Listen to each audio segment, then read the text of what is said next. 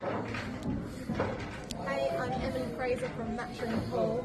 I hope you all like and follow Sharkstream. Hi, I'm Lucas Casaver. Join us on the Shark. Hello, I'm Jonas Soto, and join us on Sharkstream. Hello everyone, I'm Francisco Sanchez Ruiz. Join us to Sharkstream. Let's go! Hello, I am David Alcaide. Join us in Sharkstream. Hey guys, I'm Federic Horst. Join us on the Sharkstream. I'm Christina Tkach. Join us on the Sharkstream. Guys, it's Jason Shaw. Join us on the Sharkstream tonight. I am John Moore. Join me on the Sharkstream. Hi, I'm Savannah Easton. Join us on the Sharkstream. Hi, my name is Georgia Georgiev, and you can join us at the Sharkstream.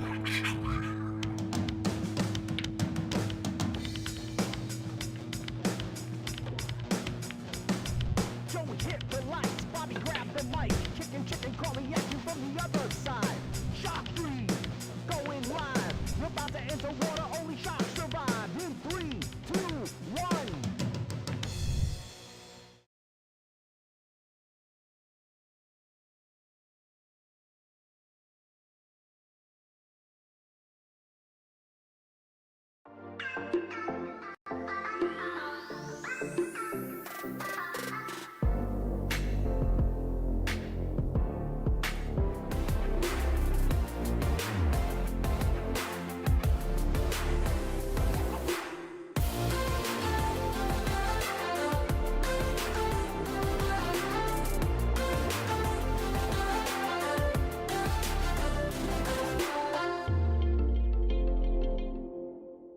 Solato is the world's premier pool community. Playing your friends has never been more fun. Raise the bar with Solato so regular practice can become real pressure. With monthly prizes and cash payouts, Solato brings pool to the people. You can even submit match results to Fargo Rate through Solato if you want, but you don't have to. Your race, your place. Make your matches count with Solato. Download now and get started. No minimum play per month. 8, 9, 10 ball. You choose. It all counts.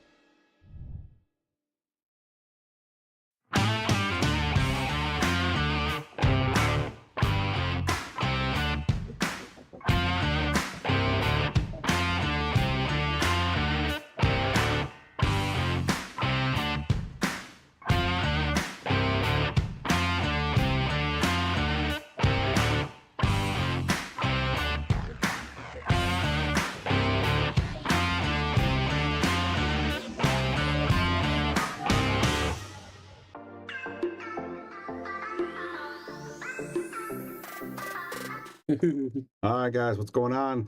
Bobby Hiltoner with Rodney the Rocket Morris. What's up? What's happening? How you doing, Rodney? I'm good. All right. Yeah. Welcome to the Sharkstream. Yeah, thank you. It was pretty eventful flight coming in. I left Atlanta this morning like 6 a.m. or whatever the flight was, but when we were coming in landing, they said, okay, we're coming in our final descent, and then it usually takes about 10 minutes, and then you land or whatever. Well, about 20 minutes later, the guy comes on, the pilot comes on and says, sorry guys, we couldn't see the runway. So we're gonna circle for another half hour. We got about 30 minutes of fuel or whatever to circle or whatever around, and if it's not cleared up, we're gonna move to another airport. So look, it got quiet real quick. So yeah, so that was good. We ended up having to go. It got worse, so we ended up having to go to a different. Yeah, you guys went to Bradley instead of Tweed. Yeah, Bradley, Yeah. and then Bobby picked me up. I guess he knew the scoops before I did. It was like, yeah. Because everybody in the parking lot were like, the plane's being diverted. The plane, like, what? And Oh, of course so they you can't could see call it. you. They told somebody. Somebody told somebody, and then they just started telling everybody in the cars. Yeah. Oh my gosh. Yeah. So I was like, oh. And the lady next to me was like, after what happened the other day, I didn't need this. I didn't need this. Yeah. She was like, I didn't need this. Oh my gosh. And as soon as he touched down, everybody started clapping. I'm like, yeah. I was like, never a doubt. I told him. Never doubt. That's But right. yeah, it's good. The last time I was telling Bobby, the last time I was here, it was about 22 years ago. I played Ronnie Alcano over here in Bristol, not too far from here, and we played a money match. And yeah, so that was the last time I was up in Connecticut. And from Is that the same time you played Larry, or was that a different time? No, I played Larry in the 90s, early 90s. That was back in 92, 93? Yeah, I think it was. Yeah, it was before we opened. Yeah, probably 92. Yeah. Larry Lascotti, yeah, we played. He said, my buddy was like, yeah, he'll play. If you go to the pool room, he said, if you go to his pool room, you know, he was a great player, but, he don't play like he used to, but he'll, if you start beating him, he said, he'll empty the register out. So like, okay, sure enough, he's like, yeah, let me see how much I got. 1,500, okay, let's go. It's funny. Yeah. How old were you back then? Like 23? 22, yeah. That was good. Yeah, that was when I could see. That was good. I could cut the paint off the balls. Yeah. That was funny back in the day. Like when you came in, right? I remember because I was there and I ended up leaving early that match. And they came in, all the curtains go down, right? They turn the curtains down, and then you're there for the night. The door's locked, and then you start playing at midnight until the sun comes up. Yeah. That was a good, yeah, man. Yeah, that was back when and the whole place was against me. Oh yeah, I loved it. That was. Yeah. Is that the first world champion you ever beat, or because I mean you were still young at that point? Yeah, but 1990 to 92, Johnny Archer and Nick Varner used to come down and play. They used to give me the 8-ball. And then, first in 1990, we used to play $100 sets with them. Every time they came, me and my buddy Evan used to play them. And they would golf every day, all day, and play us pool all night. So I would play on one table, Evan would play on the other, and we would take turns every day playing Johnny or Nick. And we would play them race to 7 for $100.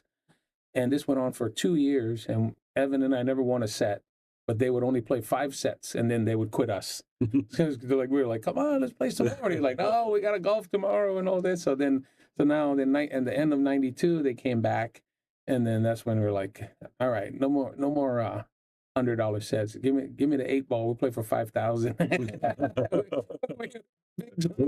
Yeah, he was giving Evan the 7-ball, Johnny was, and giving me the 8-ball. So he beat Evan with the 7, beat me hill with the 8-ball, and then my buddy Evan, I told him, man, we can't fade Johnny's break. So then Johnny was really good back then, right? Yeah, his break was so good too, right? So we're like, you know what? Just play him even. I told Evan, just play him even, take away the break, just see if he goes for that.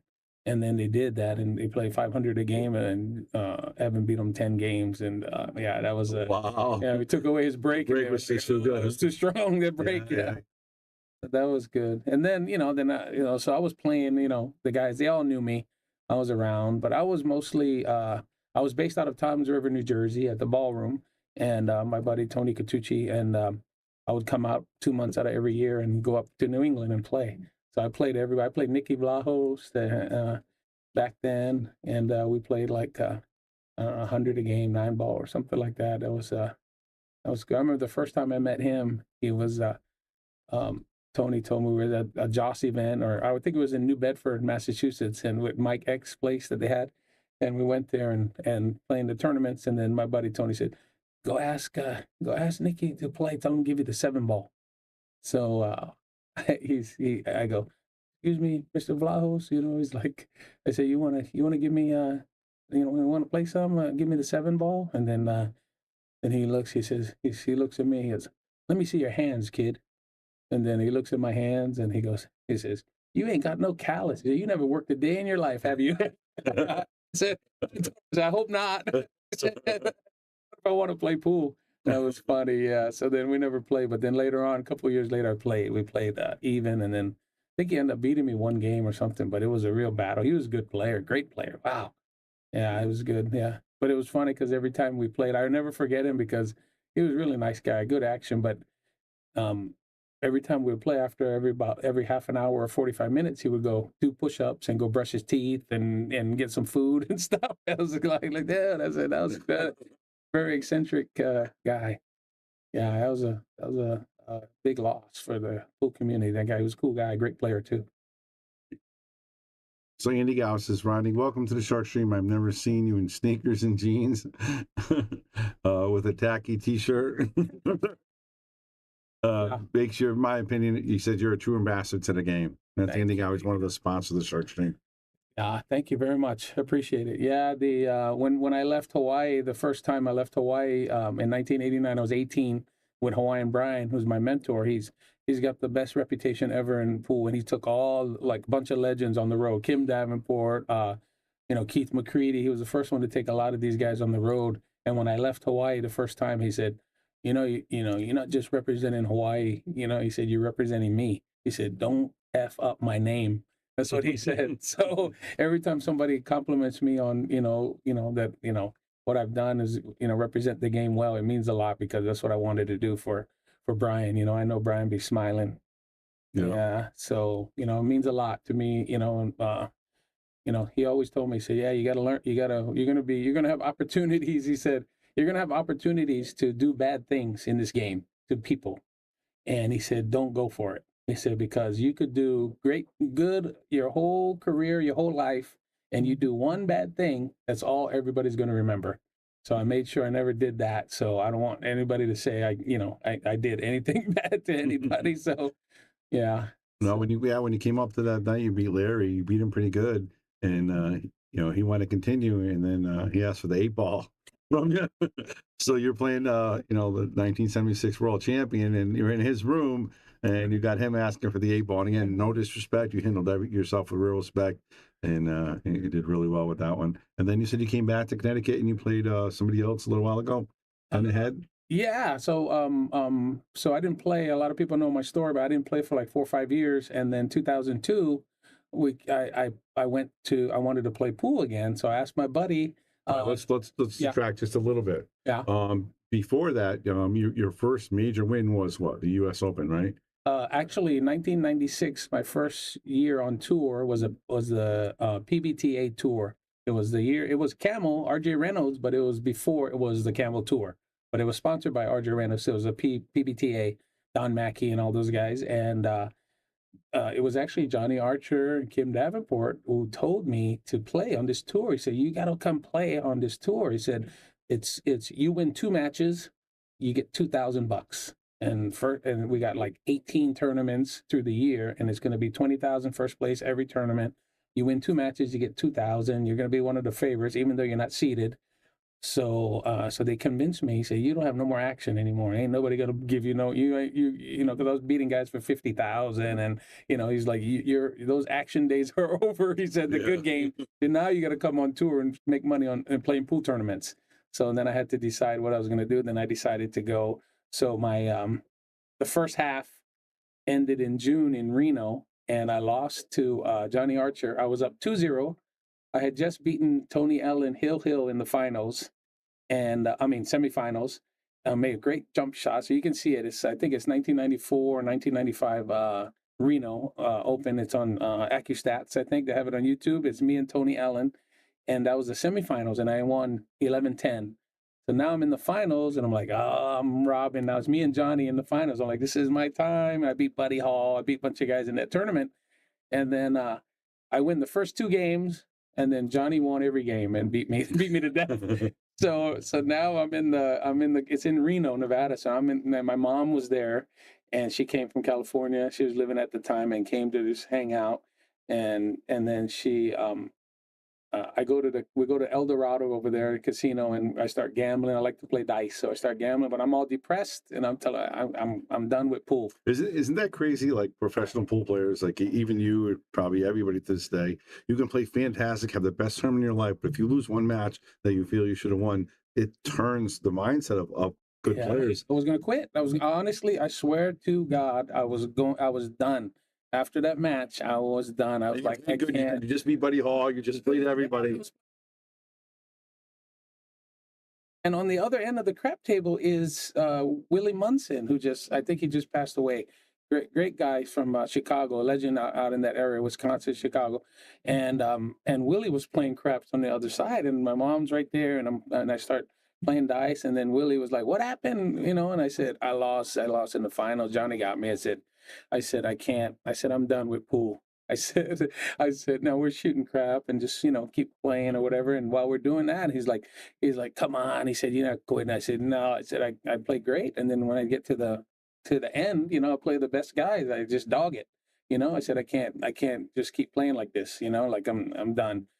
I said, and then so we're shooting dice some more, and then so right towards the end of the hand I was throwing, he goes, "You too good at talent." He said, "Everybody goes through it." He said, "You too good at talent. You got to keep doing it." And then I didn't realize what was happening on the dice table because I'm just talking with him and all that. So then I said, "You know what, Willie?" I said, I'm gonna keep trying. I'm gonna go back home. I'm gonna regroup. I'm gonna keep doing it. He said, so I said, you convinced me. So then I got all my chips and I go up to the front and I'm looking at all my chips. All the chips. Yeah, I'm like, I threw a pretty good hand. So I go up there and then I told my mom, I said, "Let's go eat." I said, "I think I won." I said, "How much do you win?" I said, I think I won like 26. So then we go, and then she goes, "Wow." She's all happy. And then I give her the chips, and the lady starts counting. I'm talking to my mom, and then she starts counting, 2,500, 2,600, 2,700, 28. And she was like, and she goes, he up to like 4,500. And then she goes, "I thought you said you won 2,600. I said, "No, I think I won 26,000. Even though I was like, so I won more than the tournament and everything. And I was so happy. I was like, and I said, so then, so now I go back home and I regroup, and then and the next tournament is in Puerto Rico. And I go to my buddy Tony Catucci's place in New Jersey, and he was best friends with Gus Zambodi. So I go out there, and he's got all these Zambotis, and he showed me a cue when I went there, and I hit balls, and I was using Barry Zambodi at the time for 6 years now. This is 1996, and we became really good friends. And he pulls out this Gus Zambodi, and he said, "Try this cue." And I was like, "Oh, dude, this thing hits so good." He said, "Yeah, it's Joe the electrician's cue." So then he says, I said, "Man," he said, "Yeah, he hawked it. He needed some money. He hawked it for 3,700 or whatever." So then I go, "Dude, this thing is unbelievable. It's way better than my Barry." So then he talked to Joe, and he said, "Joe said if you want it, you can buy it for 3,700. I said, "What?" I said, "I'm buying it right now." So I gave him the 3,700, and I played with that. Now I go to Puerto Rico. Well, my first round is Efren. So Efren does and Efren is the number 1 seed. So, and I'm not seeded. So we go, and I'm like, okay, great. I got to play Efren first round, but every tournament I'm playing Efren $100 set. So I'm not really scared of him. Right. I play him all the time, even though I never won a set. Right, but it's not the shock because you played him. Yes. Yeah. So now, first round, and then before that, he does an interview, and the guys asked him, and I didn't know this until after the tournament, but they asked him who's his toughest opponent in the tournament, and he said Rodney Morris. So then I didn't know this until later. So first round, I beat him. I beat Efren. And then I ended up, Bustamante had me 9-5 in the TV table on Prime Sports. And I come back, I won 11-9. Then Leonardo Andam in the finals had me 6-1, and I won 11-7 or 11-6. So I win my first major in Puerto Rico. And the whole time I'm calling my buddy, and I'm telling him, "Tell Joe his cue hits so good. Thank you for selling me the cue and all this." No cell phones, right? So I got a call from the hotel over there. And so after the tournament, I told him, I said, "I won the tournament." So then he said, "Congratulations, son." He said, see you when you get here, I'll pick you up at the airport. When I pick him up at the airport, and the whole time I'm telling him, "Tell Joe this, tell Joe that," and this and that. He said, "I didn't want to tell you." He said, "But halfway through the tournament," he said, "Joe passed away. He had an aneurysm, brain aneurysm." I said, "Oh, it was crazy." I was like, "Dude, I felt like." Wow. Felt his spirit in that. Yeah, right. It was meant to be. I couldn't be denied. Yeah, that was crazy. Yeah, that cue right there was very special. Well, then I won that tournament. That was my first major. Then the next week, John Moody, I don't know if Maryland, he had that pool. He told me, he reminded me the very next week was a tournament at his place before the U.S. Open. I won that. And then the very next week, I beat Efren in the finals and won the U.S. Open. So I won like 3 tournaments, and I was like, 3 big tournaments. But he was in it, and I was like, yeah. They said. Then I remember Rempe told me one time. Jim Rempe was like, he said after I won the U.S. Open, he was like, it's like stealing, isn't it, kid? So apparently it is. Easy game. Yeah, that's a big one. That's a big one. That's one you'll never forget. The U.S. Open. I mean, that's the one when we ask all the players out here, what tournament would you like to win? That's always the one that they say. Yeah. 9 out of 10 times. And yeah. What did that feel like when you won it? I mean, I know you were young and you were hungry and you just come off that big loss. How did that feel when you won that event? It really did feel good because it came from a point where I was totally down, and I knew just a couple of months ago I was gonna quit pool, and then all of a sudden I win the tournament that I was trying to win. I was trying to win for a long time, and every year I kept getting better, higher place, and then I won it, and it really meant something because that was the first time in a long time that my buddy Tony in Jersey and his wife Carol was able to come. So if you watch the finals and you go on YouTube, that event, as soon as I win, I run right over there and give them a big hug. Oh, and nice. yeah. And then I had my my good buddies, my New York buddies, Frankie Hernandez and Tony Robles there cheering me on the whole time. I was borrowing in Puerto Rico and the U.S. Open. I was borrowing Frankie Hernandez. He had an 18-ounce Mucci cue that broke so good. And I was borrowing it the whole time, and I won both tournaments with it. So it was funny. Years later, in like 2002, I seen him again, and I was like, Frankie, whatever happened to that break cue? He's like, I let my nephew borrow it. I think he lost it. I was like, dude, that was the best cue ever for breaking. It was perfect. Yeah. So yeah, even he wish he had that cue. Yeah. But fast forward to 2002, I didn't play for 5 years. I went on to college, and then I came back, and I didn't know Ronnie Alcano, and he didn't know me. So we go to the UPA tour, and I left there from Hawaii, and I got $60 in my pocket, right? And I'm paid up for the whole event and all this, and I don't expect to gamble with anybody. And then Ronnie Alcano asked me, he said, "You want to play?" I said, so I know I got $60. I said, okay, I'll play $20 a game. And then so we start playing, and we start getting into a heated battle. Like we're both fighting. It's going one game. And I think the most he got up was 2 games on me. Like if he won one more game, I'm quitting. Right, yeah. So he got, and then finally the guy said, "Hey, we got the players meeting." Charlie Williams like, we're gonna last game, and I think we broke dead even, or he won $20. And then he tells me, he says, you come to Connecticut, and I'll play you for whatever you want. So then I'm like, who's this guy? Telling me, I say, you know what I mean? I was like, this guy ain't nobody. So then I told Frankie Hernandez, I said, hey, this guy. He said, yeah, Ronnie, he's won like the last 15 Josh Tour events. I was like, oh, so he plays pretty good then. I said, so now he goes, I said, well, what's the table like? He said, well, they got real tight table with like a quadruple shim Gold Crown that they play, like Santos. Bristol Billiards. Yeah. Yes. So then I said, really? I said, well, shoot, if we're playing on that, then I'll come, I'll play. I said, what can we get together? So we get together like 10,000. And then, so we go over there, and I go over there with 10,000, and then, no action. The guy don't want to play. And, I was like, I guess the guy didn't want to back him or whatever. So I called Frankie. I said, Frankie, I'm over here, and I can't get no action. He's like, what? He said, hold on. He said, I'm driving. So he comes from New York. He drives up, and then he starts putting the guy, Bob, on blast. He was like, you got this Rodney Alcano, Filipino, best Filipino, won every tournament. He's like, and then you got this Hawaiian guy. He hasn't played in 5 years. You guys said, he comes up here from Hawaii, swam all the way over here from Hawaii. And you guys not going to give him no action. Making the games back in the day. Then he goes, I'm going to go on the internet and tell everybody that Bristol Bob or whoever is no action. And he was like, oh, no, okay, come on, we'll play. So then Ronnie didn't want to play on the quadruple shim table. He wanted to play on the triple shim table. So I said, okay. I said, we'll play. And then I remember Scott Frost and Marcus Shamat called me, and then they're like, hey, man, can we bet a couple thousand on you? And I said, okay, you guys got 2,000. And they said, we're going to drive. We're in Philly or Allentown or Philly somewhere. He said, we're driving. We'll be over there in like an hour and a half or something, 2 hours or something. And they said, okay. We said, what are you guys playing? And we're playing 10 ahead. So just so you guys know, if anybody doesn't know what 10 ahead means, is you have to get 10 games ahead of the other person. And like I said, he played them before, and then we're going one whack.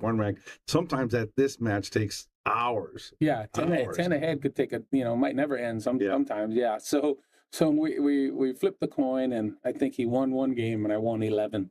So it was over in an hour.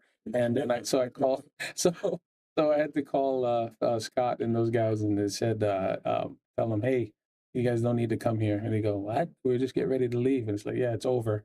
It's like, what happened? I say, yeah, I won. He's like, when you see Scott Frost, you can ask him about that one. They'll tell you, it's like, that's the best call bet I ever made. He never they didn't even make it to watch. Didn't have to leave the house. Yeah.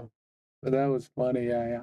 That was good. So you started playing a little more competitive again after that? Yeah, and then I started playing more and more, and I went full time on tour, and then like 2003 more, and then I think 2004 I finished up number one, and 2003 was my first year in the Mosconi Cup. I got my first time ever playing, and you played in 3, right? 11 of them. But 3 in a row. I think you played with, and then you got MVP, 5, right? 4 or 5. I think like 5 or 6 in a row. Yeah, but yeah, from like 2003 to 2007, we never lost. Yeah, they changed the rules. One MVP, I know that. 2004. Yeah, 2004. Yeah, but they changed the rules on us because we were winning too much. They had to change the break to the. That's the reason why they put the 1 on the spot. I mean, the 9 on the spot. Sorry, because we were robbing them too much, and then they said break and run it out. Yeah, but they were doing it too. But they always when you're doing an alternate break. So it's Rodney's fault that the 9 balls on the spot, you guys. Right here. The what? Yes, in fact, it's your fault that no, it's Johnny's fault because what they did was they came to us and said, this was Luke Riches who was running it, and they said, I remember it like it was yesterday. It was like, what are we going to do? This was 2007, I think. Yeah, 3, 4, 5, 6, 7. Yeah, it's the 5th. Who was on your team at that point? You know all 5 people. Well, me, Johnny. I think Shane was there that year, and no, it was Corey, me, Johnny, Corey, Earl, and Mike Davis. Yeah, that was the one. And then and this was the first year, you remember it, if you guys look back, it was the first year that we tied. And that was the reason why we tied. It was because they never had a tie. I mean, they had it where you could tie. After that, they don't have it anymore where you can tie. Right. They had it where you can tie, and the winning team keeps it. Yeah, nobody wants it. Yeah, the winning team retains the cup in that tie. So we end up retaining the cup, but we tie. But the way we did it, first off, was he was like, "What can we do to have Europe, have a chance?" So imagine this, right? This is how flip flop. Yeah, a flip flop. Then we're like, so I think it was Ralph Sakea that said, "Why don't we put the 9 on the spot?" That's how they do on the Euro Tour. And then, and I was like, no way. I said, dude, I told Johnny, I said, dude, we don't know anything about that, the break, that cut break or whatever. I said, my buddy Raj told me that's a whole different world. That's what they do on the Euro Tour. And then Johnny was like, wow, we'll just do it this year. We'll let them do it this year. And then next year, we'll just bring it back.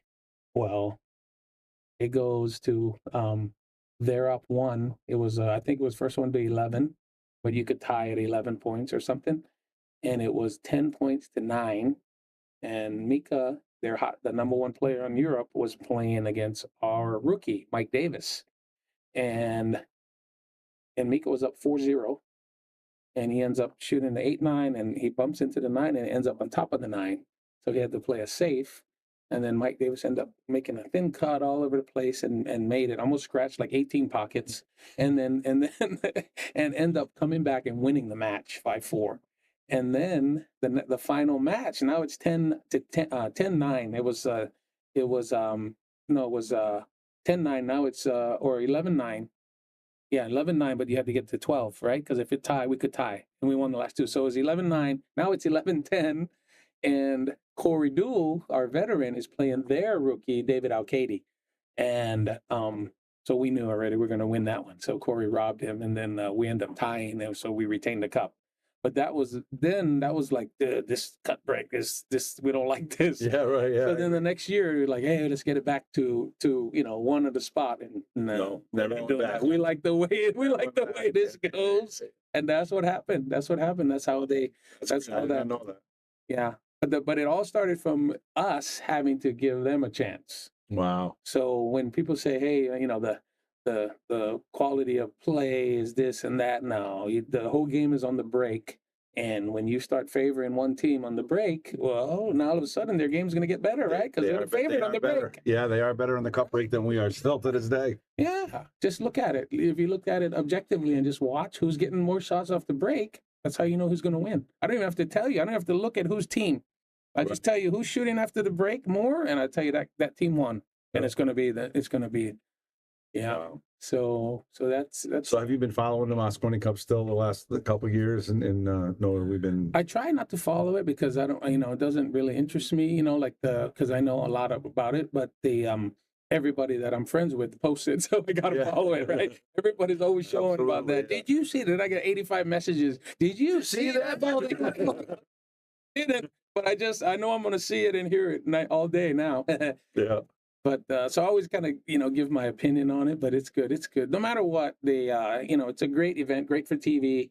God bless all the guys. When you were in it, was it the crowd as rowdy as it is now? Yeah, but remember now we were the ones winning. Yes, so we were the one. I was I think I might have been the first one that started, because the first time I made a shot, I remember I let out a scream, and I didn't even know I was making any noise. It just came out because I had to. I couldn't hold it in. I was like, like that. I was like, oh, then I was kind of settled down. I was like, oh, dude. I said, I felt like you feel like you're shaking the whole time, And then my buddy was like, dude, you look like you're practicing out there. I was like, dude, I'm so nervous. It's incredible, but I loved it. I loved every minute of it. So, which one was better, U.S. Open or winning MVP Mosconi Cup? MVP Mosconi Cup for sure was better. Yeah, because of the team. Because you're playing for your country. Yeah. That was the thing, right? I'm very patriotic guy, and I like and I like winning for the team. I like when somebody's pulling for me. Right. So that's cool. I like that. And like Johnny said years ago, he said there's two types of players that their motivation. He said one, like Johnny Archer, he never ever, his motivation was he hated to lose. So my motivation was I love to win. So it's two, you get two different things that can motivate you, and both of them are great. Yeah. You hate to lose, and you ain't gonna let yourself lose. But I like to think I'm more a positive guy. Yeah. So I'm not thinking anything about losing. I'm thinking about winning. Yep. I wanna win, and then I want to have a good time, and I want everybody to be entertained. So you got that element. Yeah.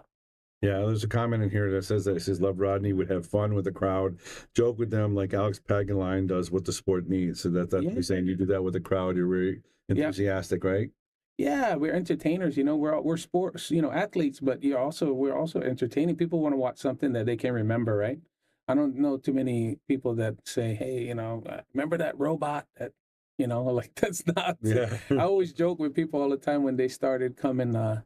The Taiwanese started coming because I my nickname in Taiwan is King of the Money Games, because in the 90s I went out there and I made a lot. I beat them all, and I always tell people when we used to go there, all of them looked the same, like machines, like robots.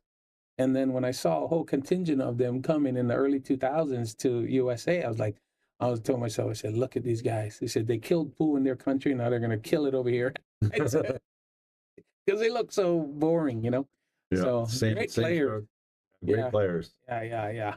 All right, Carl, quick couple things. Round of the Game Cat was one of our best supporters. Said she got the 9-ball on the break on you. How about that? Where was that, Frowny? Do you remember where that was? Where did it go? Yeah. And then I need a rematch. I demand a rematch. Patricia says the Rockets in town, and James says, are you not entertained, right? You're not entertained? Yeah. You got to be entertained, right? That's right. All right, so guys, any questions for Rodney, let us know. And so what was the pool scene right about after that? Like when you're all those Mosconi Cups, how was the Pro Tour and action back then? Were we talking 2009 or? No, that was like by 6 and 7, almost 20 years ago. Man, it's so, yeah, right. It's been a long time. But yeah, it became more, then we started doing more 10-ball tournaments here and stuff like that. And that's when Shane was dominating because he got such a big break on the 10-ball in the rack. He's so good at it. So there was a lot of 10-ball tournaments was coming around, but we kind of fell off with the BCA and the rankings. So it's kind of, when we were going and playing, I remember, for me, the BCA used to subsidize us. So when they talk about, how come a lot of Americans not going overseas and all that? Well, when we were playing, the Billiard Congress of America would, if you were invited to these WPA events or any kind of international events, they would subsidize you and give us like $3,000 for our expenses. So when we went there, we had our expenses covered, so we were, able to just go there and play. We weren't like fading that 3,000 and, stressed out. How am I going to make this back? Or, you know what I mean? So I don't know how, a lot of the guys are doing it now, but because I don't think they get that subsidies anymore. But yeah, no, then that's what we need more. And we were talking about that on the way up there. The amount of travel that you guys do is just, it's grueling, the hours. And you were just saying that what your best year you spent, what was it, $70,000 on travel expenses? 2004, when I played in everything I could play, like as much as I could go, and every tournament I could think of, I entered, and I went to all around the world. I finished up number one, and I was 70,000. I made like 350,000 gross, and then 70,000 was in travel expenses, and then then the rest, could barely buy eggs. Yeah. So and that was the best I could do. So I'm like, I was like, good, that's rough. Because then you go down to now, what happens if I was fifth? Now I'm losing money, right? If I wasn't number one, if I finished fifth, Right, I'm losing. Like I said, this is rough, man. So yeah. Rockstar says, "Love you, Rocket." And then Coed said, "How did him and Edgy match come about?" Edgy Geronimo. Yeah, we played a couple times. I think he got me first time, and then the second time I got him. Yeah, we played at Hard Times. On that tight table at Hard Times. Yeah. That's Oscar's room, right? No, that was a Hard Times in Bellflower in LA before it closed down. Okay. Oscar's is in Sacramento. Okay. Yeah. So, but yeah, I edgied him out.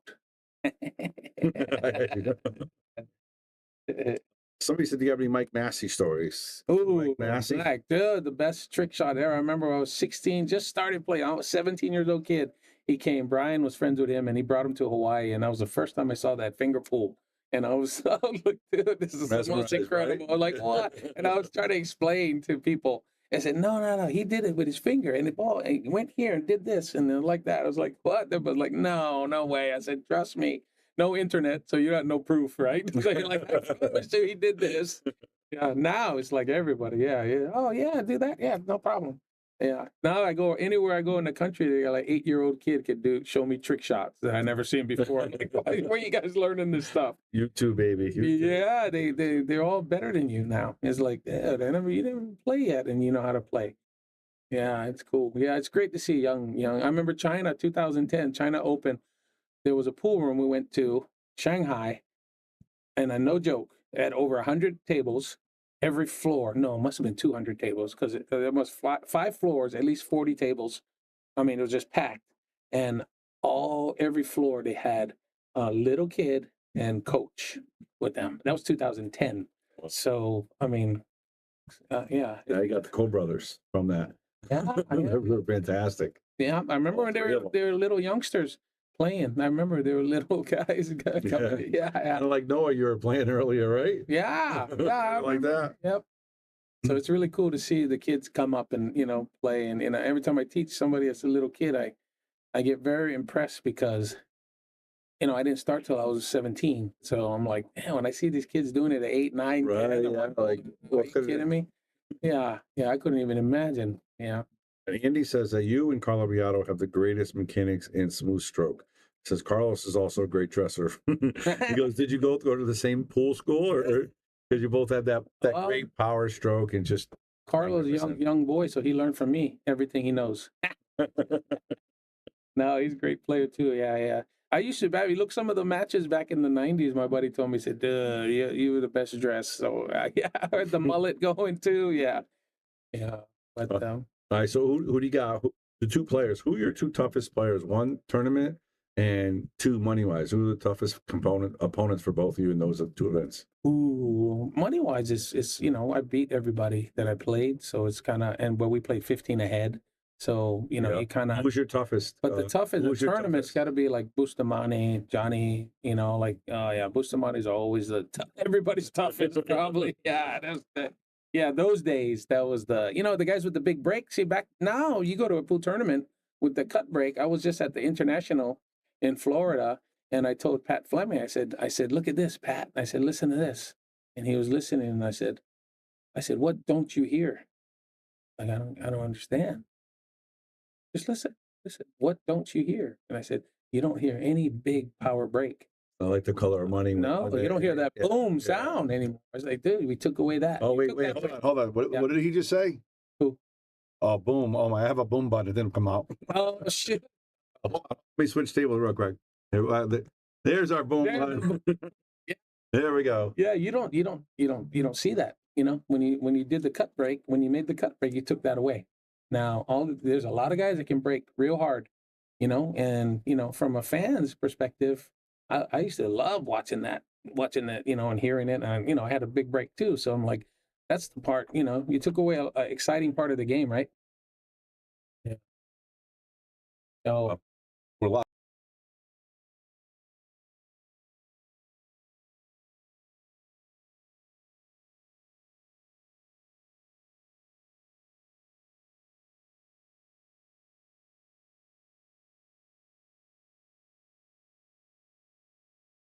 yeah, we can cut. I mean, you know, Sorry about whatever we that. got to do. No problem. Yeah. Tennessee Tarzan, great guy, very, very strong Christian, God-fearing man. I love his stories, you know. And he it was just in Tennessee last time, and he, you know, he did the boot, you know, where you jump the ball in the boot. Yeah, that was a good one. Yeah, that was good. Yeah. Mike is a really good friend, and so when you see Earl Strickland doing all his trick shots, he learned all of them from Mike. Mike showed him the trick shot. So that's so Earl really you know, admires Mike a lot. And it's crazy because I can think back in the early 80s, you know, seeing Mike do it, and he's still doing it. He's like, felt like he was in his 70s back then. Right. And he's still going. Yeah, that's a big stroke, great player too. What was your biggest score money-wise? 50,000. Well, the tournament, the IPT, you know, we got me and Efren where we did that 500,000 one. And so we, you know, we did a big saver, so I got like 250,000. But money-wise, gambling was 50,000. I played a few $50,000 sets, like 5 of them, and I won all of them. Wow, that's fantastic. First one was I was 18, so yeah, we still love to gamble. Yeah. Yeah, that's it. We ran a lot of the sports in Hawaii, so we had money every weekend. It was win or lose 250,000. Like just gambling. Just crazy money. It's like us doing $50 here and there now, right? It's just crazy. Yeah. Wish I knew now. Go back. Let me just take it. Actually, back then though, I won all the time. So yeah, it was good. I want to change that. Keep that winning part there though, but just put it away. All right. How about this? I got a match to stream. Can you hang out with me and stream it? Of course. Yeah. All right. So we're going to go to table A. You can still hear Rodney and myself. We're going to talk the match. This is one of our list matches. They're both really good players. I'm going to put their names up in a minute. This is Sean Dixon. He's a 6 something, and I'm going to change the names right now. Change the names right quick. So you guys are in for a treat. Rodney Morris, Bobby Hilton in the booth, giving you guys live play-by-play. It is. Yeah, we got everything set up, and they're going to look at this Fargo real quick. And this is we have a list here. And Lucas Castleverne, I don't know if you heard of him. Yeah. Pro. He's number 1 on our list. He's obviously a pro player, really good player. Wow. And he plays on our list. He's actually lost a couple times to one of our players. We have some really good players that play out of here. Wow. Yeah, so. Now, what is the standard handicap that these young guys give the 55-year-old Hawaiian? That's hilarious. Anybody out there that's interested in playing the older Hawaiian. I think the standard for anybody in their 20s and 30s that give anybody in their 50s is 2 to 11.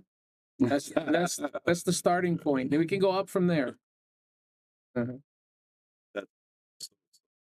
funny. I always tell people, I say, when I was in my 20s, everybody in their 50s got 2 games on the wire. That's just how you start. So, and we have a guy here that commentates for us, Bobby Hunt. I don't know if you know him or not, but he was a. Didn't I used to play him many long time ago? Is that He same was a long time hustler. Yeah, I know him very well. Yeah, he's a really good player. He's our commentator. Yeah, he does a lot of our commentating. He does. Tell him I said hello. Is he going to be here this weekend? He's going to be here this weekend. Oh, for sure. So, That's so cool, dude. for sure. A lot of memories. Yeah, he's We played a couple times, I think. Yeah. he was a big hustler. That's he worked for 2 years at the post office his whole life. That's it. For him, cool. Yeah, that's crazy. Yeah, yeah. But yeah, it is. You know what's funny about all you great pool players? For some reason, you guys have this memory. You guys remember like every ball, all the players, and something has to do with pool or something because it's just kind of. And back then, you got to remember now, we went all around the country with no navigation. No cell phones. We had to memorize how to get on the road. That's true too. True too. So they're doing a race to 9. Yeah, so we're doing a race to 9. We have a list room rule, so it's basically Texas Express, except you have to call the 9. Okay. Everything else is the same: push out, 3 foul rule, all that good stuff. Are they playing for anything? So I think Garmin is number 7 on the list. I got to put that in the too. Oh, so probably they're doing probably something right now. $1,500. Yeah, we have a list at Yale goes 1 through 70, and so as they win, they go up the ladder. And then then how do you get paid? You get paid as you're playing people. You bet everybody you play, you bet something. So the higher you go, like usually minimum they play in the top 10 is like for $100, $50, $100. But you can bet whatever you want. Yeah. So it gets competitive, and then and it's a lot about ego, where you stand, but it is about getting paid as well. George Tixeris says, awesome job. Nice to see Rodney in Connecticut. George used to have a pool room in Toronto. Yeah. I mean, Torrington. Torrington Billiards. So that's a pretty good safe right there on the 1. Oh yeah, that 6 ball. Was it 6? No, 7 ball.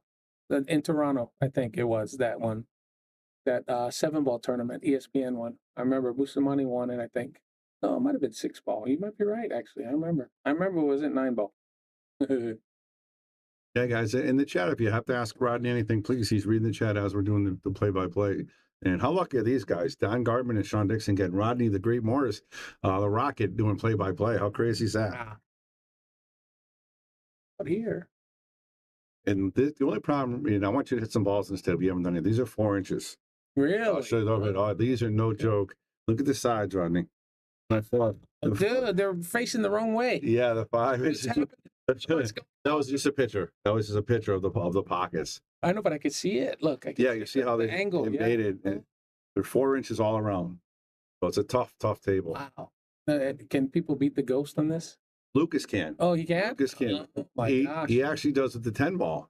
What? And he doesn't, not every time, but he competes with the 10 ball in this. So, and that's one of his practice drills because this is where he plays out of. Okay. So he has a key, he comes in late at night because he's a night owl. Okay. He comes in late at night. That's cool. That's cool. A tough cut here. And it was a cue ball a little bit, right? That's a pretty good stroke. You know, my friend said though, when I remember, back in the day, I used to gamble on 3 7/8. I wouldn't play on anything bigger than 3 7/8 pocket. But, because I just didn't want, I just thought the tighter was better. Yeah. The better player is going to get there, more. And I remember the guy said, dude, this pocket is, this is so size pocket. I said, dude, the middle is still the same.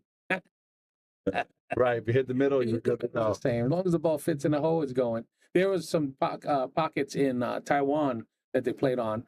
It was tighter than that. Like if the ball was frozen on the rail, just past the side pocket, you couldn't shoot the ball straight. You would have to set it up as a cut and roll it in. The ball would only roll in. Yeah, you couldn't. Yeah, it was so tight. Yeah, and that's what they played on. Yeah, they'll play anybody that came, anybody in the world, race to 9 for 5,000. Wow. And they'll play all day long. Yeah. But it's like, again, you're not hitting those. You can hit those balls in there. You can get, but a lot of people can't get that speed in these pockets. Yeah, like that shot there, I would have shot that a little bit softer to open up the size of the pocket. Like that, he shot it way too hard for that. But I think he was playing more 2-way. Ooh, that was a great shot. Yeah. Sean Dixon with a good shot. Got the nice little roll here, tough too. Shot here. He's going to bump that 7. Oh, and the 9. Okay, there you go. Is that the 9? Yeah. He shoots lightning quick. I was gonna say it. He shoots literally. I shoot like this too. I shoot fast. Me and him, they say him and I, we just shoot way too fast. And see what happens. So Will Alley said Rodney is a great guy. I took lessons with him and Johnny a couple years ago at Snookers. Oh. Great to see you in Connecticut.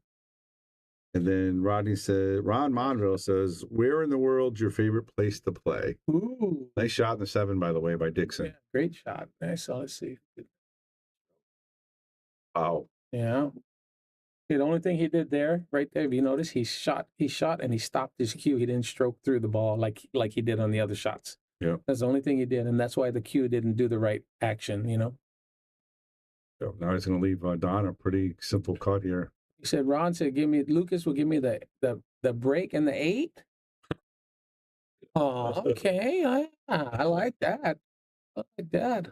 Good shot by Don. I don't know if I'm going to win, but I got to try. So where was your favorite place to play? My favorite place? Well, Mosconi Cup, my favorite place was in Malta. We lost, but yeah, it was in Malta.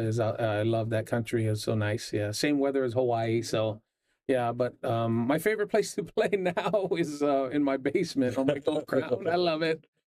So I hit some balls in the basement now, and I love it. Yeah, now my wife don't have to ask me when I'm coming home from the pool hall, but she asked me when I'm coming upstairs. Yeah. She said, are you going to stay down there? No, she don't say when I'm coming up. She says, are you going to stay down there all night? That's what she said. In other words, come up now. It's funny. They have different ways of wording than what they want to say.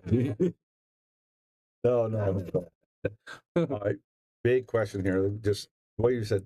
What about this game gives us that passion? You've been playing this game for 30 plus years, and you're still in your basement playing by yourself or with somebody else. What is it about this game that gives us this passion that we just want to play it?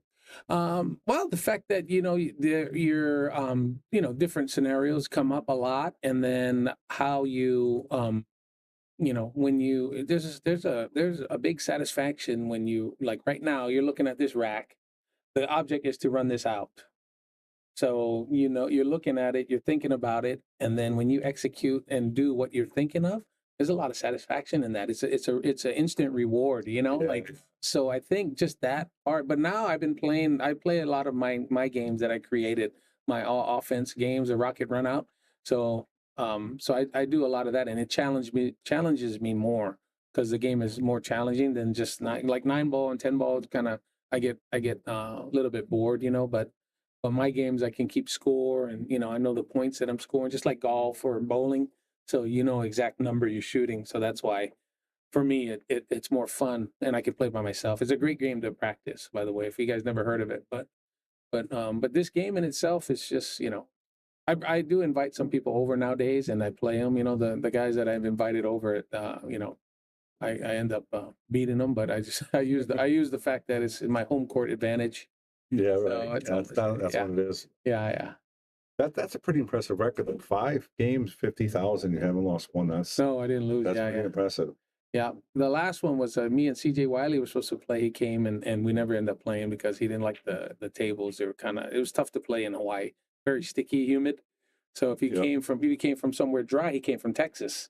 So if you come from Texas and you go to Hawaii, it's all humid. Like this is too sticky right now. It's not going to promote the same kind of situation. Pretty good hit on the jump shot right there. Yeah. Now, what do you feel about the jump shot? Were you coming up when it just started to come out, or? I had all kinds of jump cues when I was coming up, and it's before they had any rules about them. We had these big fat pipes and all kinds of different. I had one I could double jump the ball every time. I had all kinds of jumps, so I loved it. But the biggest thing I don't like about the jump cue is not and it's like in the international I lost 10-8 to Naoki Oi, and I was up 8-4, but when it was 8-7, the last 3 games, he jumped and missed and hooked me and won the game from missing the jumps. Right. So that's the big one. I'm like, dude, if I think, to modify it a little bit, if you're going to use a jump cue, when you miss and hook the guy, he should be able to give it back to you. Like a push out. He should have the option because you just missed the shot and hooked on a jump cue, but some guys like Earl wants to eliminate the jump cue altogether. But I'm like, dude, it's a good weapon, but when you miss and they hook you. That's a big, that comes up more than anything, you know. To make, Yeah. not even playing the safe, they're just playing the shot, and they missed it. Yeah. Don's looking pretty good here. Brownie's asking about, can you explain your Rodney run out a little bit more? Have you ever played Fast 8? So I invented the game Saratoga in Saratoga, Wyoming, when I was living there, me and my buddy EJ. And Saratoga is played with 13 balls, and it's solids and stripes, and you run them in order. You run them in order like 9-ball, but you shoot your suit like 8-ball, and then make the 8 last. So that's Saratoga, and Shane, everybody, Corey, they all love it. That's one of their favorite games. And we'll be there in April again, first week of April. We'll be playing that in Wyoming. But my rocket runout game is that same way to play, but it's played with 10 balls, the pro version, and it's the amateur version is played with 9 balls. So the amateur version is played with 4 solids, 4 stripes, and the black ball. And then you just shoot them in order, and you make the black. So if you choose solids, you're going to shoot the 1, 2, 3, 4, and make the black. And then if you choose stripes, if you don't have one of my set of balls, which the stripes are numbered the same as the solids, then you're going to use a 9, 10, 11, 12, or whatever, 4 stripes in a row. And then you shoot the 4 stripes in order from lowest to highest and make the black. And then the game's over. But you're only shooting your rack. So a break and run is 200 points. So if you break and you make a ball in the break and you shoot where the balls lay, whatever, solids or stripes, and you run out, then you get 200. If you break dry, then you're only eligible for 150, but you have to shoot where the balls lay. And then So the break is important, obviously, and then it's 50-point difference, yeah. So if you make a ball on the break, then you're eligible for 200, which is a break and run. If you don't make a ball on the break, you're eligible only for a dry break and run, which is 150. And then anytime after the break, you can take ball in hand. But now when you run out, you only get 100. So like this situation, let's say he had shot on this solid, and then the stripe was blocked. Well, it's either go for the bank or a cut or take ball in hand. So this situation, you would take 50 points because you got to get a chance to run out. Yeah, but you can only go for 100 with ball in hand. And then if you miss, you get 10 points per ball that you made. So like right now, if he went for this ball and missed in my format and he missed it, he'll get 0. But if you take ball in hand and you run out, he's going for 100. So there's strategy on when to take a ball in hand or when to go for a shot right now. See, like that, like he could have been going for 200, but you miss, you get 0. Yeah, big difference. So now, it would have better to get the 100. Yes, yep. So people that start playing it, they start figuring out, hey, 100 is like par on a golf course. 100 is where you want to be. Right. So you'd like to get the 150. You take the 150s and the 200s when they lay good. And if they don't lay good, you want to just take the 100s all day long. Yeah. So you don't take a chance. Yeah. So, all right. Hey, guys, let's hit the share button, guys. We've got a lot of people listening and watching, but let people know Rodney Morris is commentating on this match, and we have a question and answer. And if you have any questions for Rodney, please let us know. And, we've got a good list match between Don and Sean as well. And Lance is probably just joining us, but we already did a couple stories with about Larry, but I'm sure Rodney has, he can go over the stories again. But that's Lance. We talked about him earlier. It's Larry's son. So I only played him, hi Lance, I only played him a couple times, and that one time, tournaments, we played a few times, but that one time we played, and I remember he didn't want to play. He was like, no, I ain't playing, 9-ball kid. I heard about you and this and that. So he picked, we're going to play 6-ball. And I didn't know. We're playing a race to 5 for $100 or race to 7 for $100. And it was 6-ball, and you could safety break. And he got the breaks or something. And he safety broke me, and wow, Sean just missed another 9, Rodney. That's tough. Wow, he made up great shots. I don't know if you're watching the run. He made 4 great shots in a row. Yeah, you got to slow down right on the end there. Oh. Yeah, right at the end there, just take that one extra stroke. But yeah, he robbed me like 7-1 in the 6-ball, and then and then that's when my one of my buddy tells me that I was with, right? He said, "Son, what did I tell you?"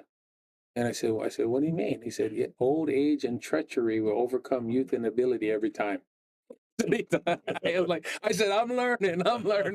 He said, next time somebody tells you a game, he said, make sure I confirm the game first, because you don't know nothing about how to match up. That's great. At that point, you could beat anybody at any game, right? Didn't that in your mind? I said, tell me the rules. Come on, let's go. Yeah. Like the movie The Hustler, right? You're playing Yeah. 3-cushion billiards for the first time. Doesn't matter. Whatever. Doesn't matter. Whatever. Yeah. That's funny. Oh, 3-cushion is one of my favorite games, by the way. I love 3-cushion. I'm not, real good at it, but I tell you what. I want to gamble. yeah. But if you want to gamble, come on now. No, the biggest compliment I got, and this is so 1995. If you guys know who Jose Perica is, he's he's the leader of the invasion. He's like everybody's. And I remember he was a pre-Efren Reyes. Yeah, so yeah, he came. Yeah, he used to carry them in tournaments in Asia and all over before. You see trophies back in the 70s and 80s, early 80s. You would see podiums, and it would be Perica, and then Efren and Bustamante, or Perica, Bustamante, and Efren. It's like it was always Perica on the top. But he was. I played him in Vegas in '95. We played for 30,000, and he gave me the 8-ball. And then we played for 17 hours. And after 17 hours, he was up one game. And then an hour later it was over. I ended up winning. But I wore him out with my youngness, I think. But that's after what Lucas does a lot. He plays people, but he wear them out. Yeah, he wears them out. He does what he does. That's a big deal. He outruns the nuts, if you know what I mean. Yeah, you wear them out. Yeah, that's what I used to do. In my 20s, I could play for 24 hours, 40 hours. Don't matter. Come on. Yeah. I'm just getting stronger. These guys are fading. Yeah. So yeah, it means a lot. And it does mean a lot. So I remember the biggest compliment I ever got, and it was from Jose Perica after. So imagine, what are the Filipinos the most famous for? Kicking. So after the match, Perica said, "I can't beat you." He said, "You kick the balls too fucking good." That's what he said. That's it. I made it, man. Tommy Jr. That's my buddy, Tommy Jr. Yeah. That was the first time I came out here. Yeah, he was the top dog over here. Yeah, I remember. Yeah. Yeah, you did. Yeah, that's right. You're right. They did bet more. You guys would bet. Was it Ralph or who was it? Yeah. What was the guy that was backing you and Rob? That was good. Yeah, I remember. I think I gave you the 7 and Rob the 6 or something. That was good. Yeah. Yeah, I remember. Tommy was definitely well known down here in this bar. Dude, beautiful stroke. Yeah. It's you lefties, man. You lefties. I don't know what it is. That was the craziest, because when I came up here, I remember everybody, Skippy DePriest. I mean, there was so many. Everybody was left-handed that I played. I was like, what? Bobby Hunt was left-handed. Yeah, everybody was left-handed. I was like, I never seen more left-handers ever until when I came up here. That was crazy. Yeah. We seen Ralph the Bread Man. Was the backer, I guess. Ralph. That's what it was. He said, yeah. Tommy, where you coming by or what? Are you in the area? You gonna be able to come by this weekend? I hope he is. Bye, say hi, man. I would love to see him. For sure. He's done commentary for us in the past. He's a big part of it. He's a good player. Turned a rotation game into a moving game. Yeah, tortured me. Yeah, that's why he's the reason why I never got into one pocket. I'm like, I'm not gonna do well with moving on anybody. The daily double. And he's got a good chance here. He's down 3-0. He really needs this game here. Yeah, that's right. Peg leg Tony Catucci. That's who I was with everywhere.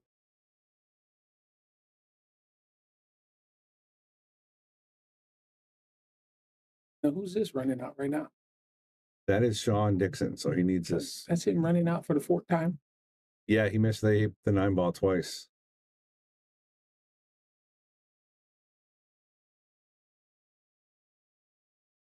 Let me get lucky here. But yeah, tightened it up nice.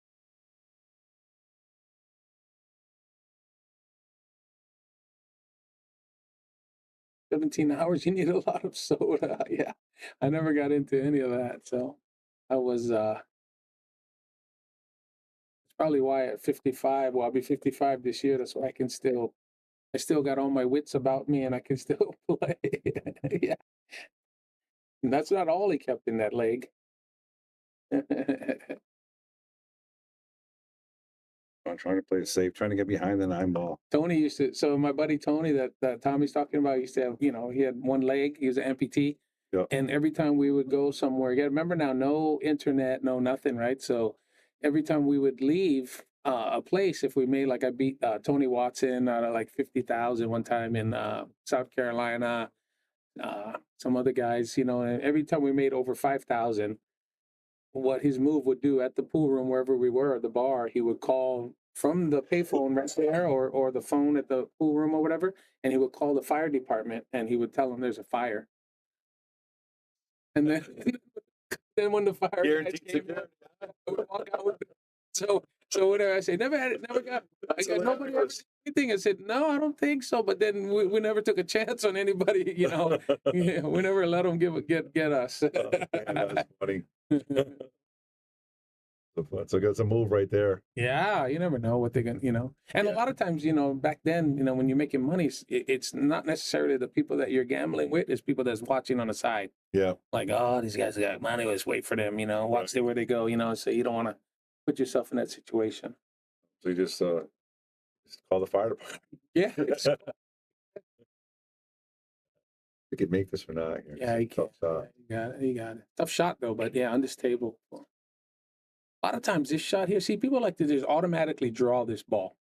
See that? Just Oh, like great that shot. shot. Yeah, I like Great that. shot, though. Sometimes when I'm not really feeling it, I just roll the ball and come 2 rails this way. Forward.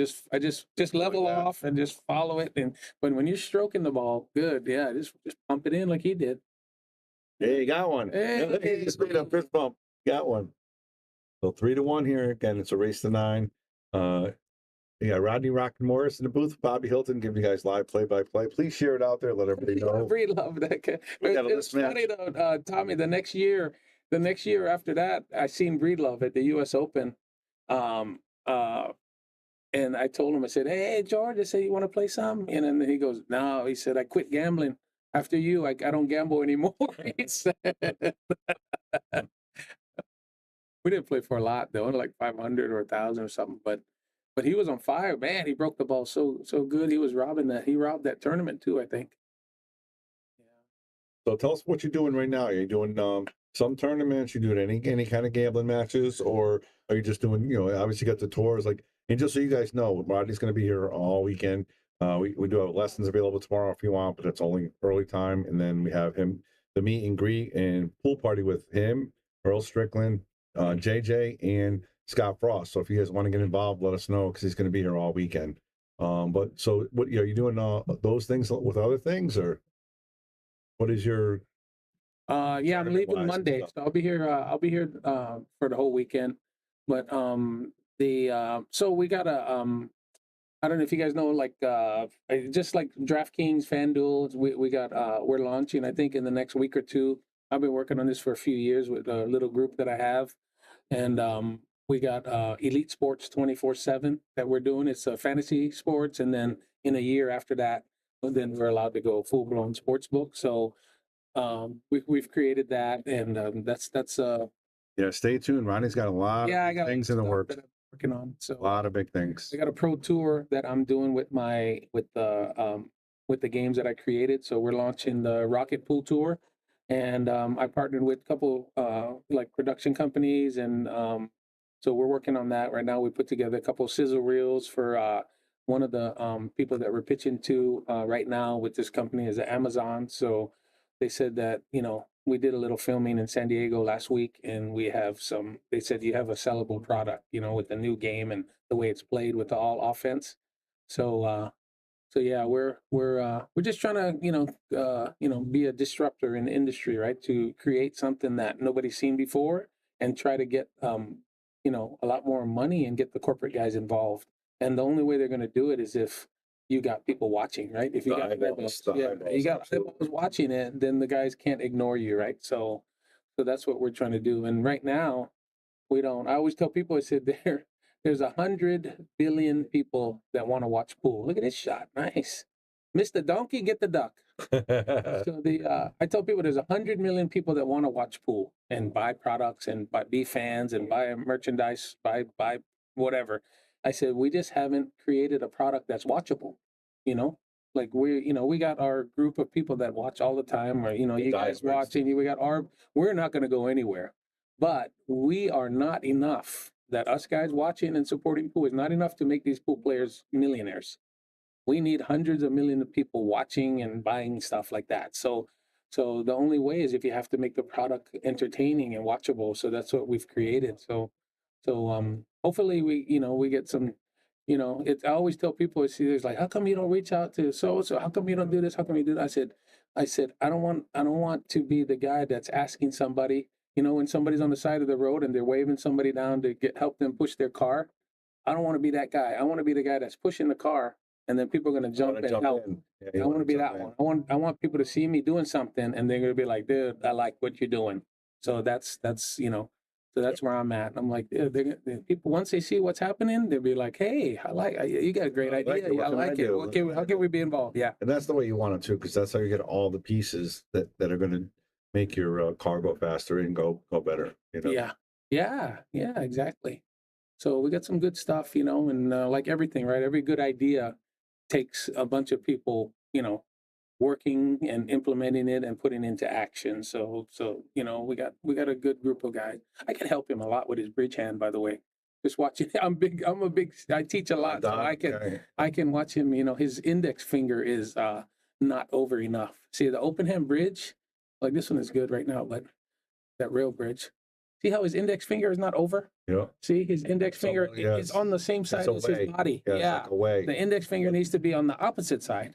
Can you make this shot, Rodney? I don't know, man. This 8-ball shot. Yeah. Oh, 8 or 9. I think I just missed it. Oh, the 3 rail? Yeah, 3 rail on the side. That was easy. This is the tough one. This is the tester, right? Yeah. This is the tester. Yeah. If he uses the rail bridge here, he'll make it. If he doesn't use a rail bridge and he tries to put his hand in between there, he's not going to make it because his index finger is not in the right spot. His bridge hand index finger. Gambling has its ups and downs. I think would be great new viewers, but half the NFL, NBA is only because they have money on it. And it's that's true. What he was talking about. Rodney was talking about that too. Yeah, so it's already proven that if somebody bets even $5 on something, they're going to watch it longer. So that's good. But that's our business model is not the fantasy platform and the sports betting stuff has nothing to do with pool. It's just a couple of the things that I've been going. Nice shot. Look at that shot. Look at that bank shot. Check this out again. And explain this shot, Rodney. How do you make this? This one right here, the bank. I just top right English. Yeah, I just roll it in. Let it widen out with that outside English. Yeah, nice, easy. And they just wave at everybody like it's a hanger. And 3-2 now. It's right back in it. Yeah, right back in it. Yeah. So I noticed one thing about him. He seems to make all the hard shots and miss the easy ones. Yeah, he should have 2 more 9 balls. 5-0. What do you do as a player when you do that? When you're playing and you do that, how do you get over that? You're just telling yourself to slow down, take one extra stroke. Well, yeah, that's all it is. Because me as a player, when I slow down just a hair, and it's not a lot, it's just one little something that slows you down, one stroke, and then it changed everything. Yeah, when I'm not playing, I have a tendency to snatch the cue, and you can tell if I'm not playing. I come back, and I just, it was like that. I'm like, dude, I said, my arm went forward. I wasn't even ready, But when I'm playing, it does the same short little stroke, but it has a nice smooth timing. Yeah. The timing and the transition is perfect, and that's it. It's just so slight. It's gonna get there. It is. Look at it. About that. Got a shot in the side and everything. I think it's in the corner. Now, what's that rack? I've never seen that rack before. So that's a Taom Max rack. There's one of our sponsors on the Sharkstream, and it's a good rack. And you can rack everything, 15 balls and everything with that. It looks like there's 3 different ones. They have the 8 and 9, the 10 and 8 ball one, and then the 9 ball one. Oh, okay. So there's 2 different racks that can do both. 8 and 10 ball. No. I have it somewhere. There's 3 different racks. It might be 8 ball, 9 ball, 10 ball. Okay. 8 ball, 9 ball, 10 ball. Nice. Andy, we would definitely talk about putting it on the Sharkstream. We're already talking a little bit. That game sounds really good. I mean, he's got big things happening. So, I mean, you know us, the Sharkstream is trying to get involved in everything. So anything we can do to grow the sport and make it better, we're all in, Andy. Yeah. Yeah, I'll show Bobby the game and stuff like that later on today, and or tomorrow, and so you can see it in action, and you can get a better feel of how it's played and stuff. Everybody loves it. These guys, everybody that plays my game, they actually love it, just because of the scoring aspect. They're like, dude, you can actually keep track of what you're doing. So when you're playing by yourself, it's so good because you know a number, you know a number you're gonna beat, a number, what your average is, and then you can see it, where to improve. It's like a bowling score almost. Exactly, like bowling or darts. Yeah, you know your number. Are you kidding me? That's a 4-inch side pocket, Rodney. He made that in. That is unbelievable. Yeah, look at that. He didn't hit either point. He just went right in. Oh my gosh. And he missed the 5. We didn't watch Oh, it. But he missed the 4. He missed the 4. Of course he did. It was easy. No. Yeah, I know, yeah. But see how fast he shot it? Our replay's only 30 seconds. He shot it before we went back to the regular screen. He shot it. All right, guys, you watching the Sharkstream? Tomorrow at some point we're gonna take I'm gonna take some bets. We're gonna play the 9-ball ghost, the old man. We're gonna see who wants to bet me. I'll do 100 a set. There we go. Let's get some action for Rodney on the Sharkstream. He hasn't played in this table yet, so he doesn't know how tight it is. So it's gonna be tough. Yeah. Bobby's gonna lend me 200. I think I got some pennies in my office. We'll make Get some something shekels happen. going. Yeah. Tough shot here. This is those thin cuts with the inside English, right? Yeah. And see his finger? It's not over. See, if his finger was over, look at his fingers here. It points this way. Yeah, it's on the inside of the cue with his rest of his hand. It should be on the right. It should be on the right side of the cue. We're gonna yell at him when we get out of here. Yeah, we gotta go. That's fine. I never noticed that. I've streamed hundreds of his matches. Yeah. See how his finger is more on the outside where it's solid? See, as a right-handed player, everything is on the left side of the cue. So if you're right-handed, everything is on your body, your arm, your head, everything is on the right side, left side of the cue, sorry. So you have to create stability on the right. And the only thing that you can do is put your index finger on open bridge on the right side. That's the only thing. See this? His index finger is on I see the other side. See it? Yep. His index finger is on the same side as all his other fingers. It needs to be on the other side. Yeah, and it's not like it's a mistake because he does it every time. No, it's just his bridge. Yeah. So the first thing I would do when I'm teaching him is I would get that finger over. See his index? It needs to. Oh, that's little. He started to move it little. He tried to move it. Yeah, but it needs to be all the way on the other side. That's where the pressure needs to be. People don't realize that in the open bridge, the index finger is the main deal, and the closed bridge, your middle finger is the main thing. There it is, Sean Dixon, 3-3. And you can see his bridges are better, and that's probably what the difference is in their game. Why 6-13 and a 6-04, you can probably see why one guy makes a little bit more balls here and there, and one guy misses them.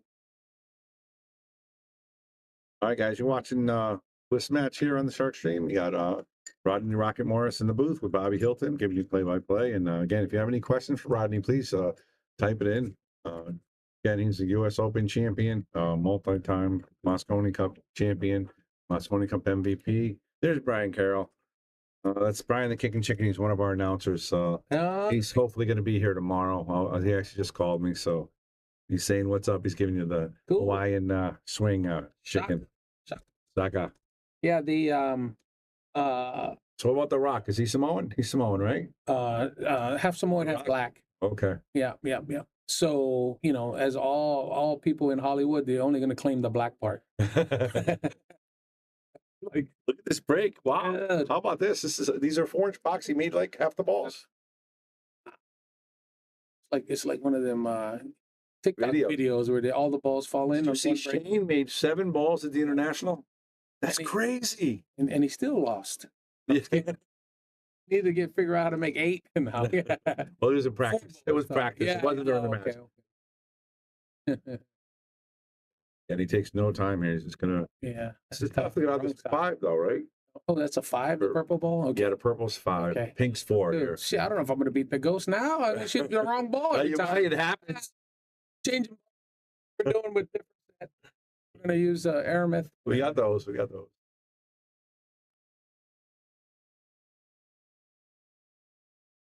I got a trivia for you guys. How many times has the USA, Team USA, won the World Cup of pool? First year was 2005. So this is going to be the 20th year of the World Cup of pool, I think, right? So how many times has the USA won it?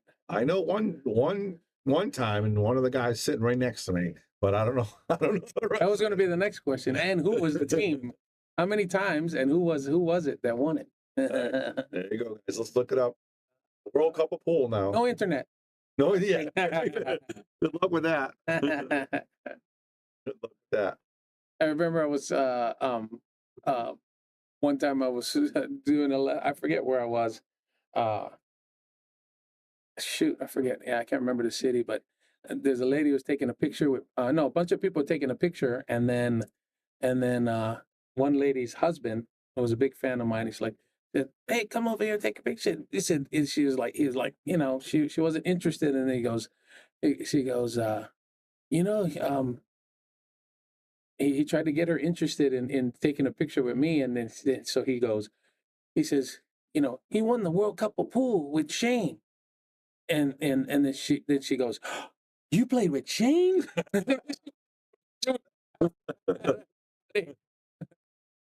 Out there by Don. Nice. So Brian Carroll says 2. Is that correct? No, 1. 1. That's it. 2008, me and Shane won the World Cup of pool. Yeah. I knew you guys won. That was it. Me and Earl, the very first one in 2005 was Earl and I, and we lost to Efren and Bustamante in the finals. Yeah, so it was we were the number 2 seed, and Efren and Bustamante were the number 1 seed, and we were playing in the UK. And this was the 3rd year, and me and Earl were playing the Mosconi Cup as partners, and we never lost a match. So it's 3 years we didn't lose a match. So Matchroom decides to do the World Cup of pool, and naturally they picked me and Earl for Team USA because we were the most dominant team. And but my buddy told me, he said, you know, during that thing, you know, every time we played, it was empty. There was only like 15, 20 people in the UK watching.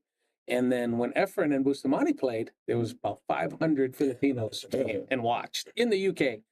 And so Earl didn't know this, but I knew it from my buddy Raj that lived there. He's like, dude, when he said, I don't know if Earl's gonna like, you know, with all the Filipinos playing. I said, why? He said, yeah, there's like 500 that come out for all Efren's match. And then I said, oh man, I said, I'm not gonna say nothing. So sure enough, we're in the finals. We played so great. Earl's pumped up the whole time. And then now we get to the finals, and he's got his bag. He pulls out his bag, and we come up, and then we walk out on the top, you know, and you're looking down, and he walks out, and it's the first time he saw the whole crowd, and he looks, and all these 500 Filipinos, and then he just looks. About 3 seconds later, he's looking around. He goes, he just puts his head down like that, and just starts walking, and we were done. It was done after that. He couldn't make a ball. And usually every match was like, Earl, you wanna lag, or I want. He's like, no, you lag, or I want to lag this time, and he was all into the match.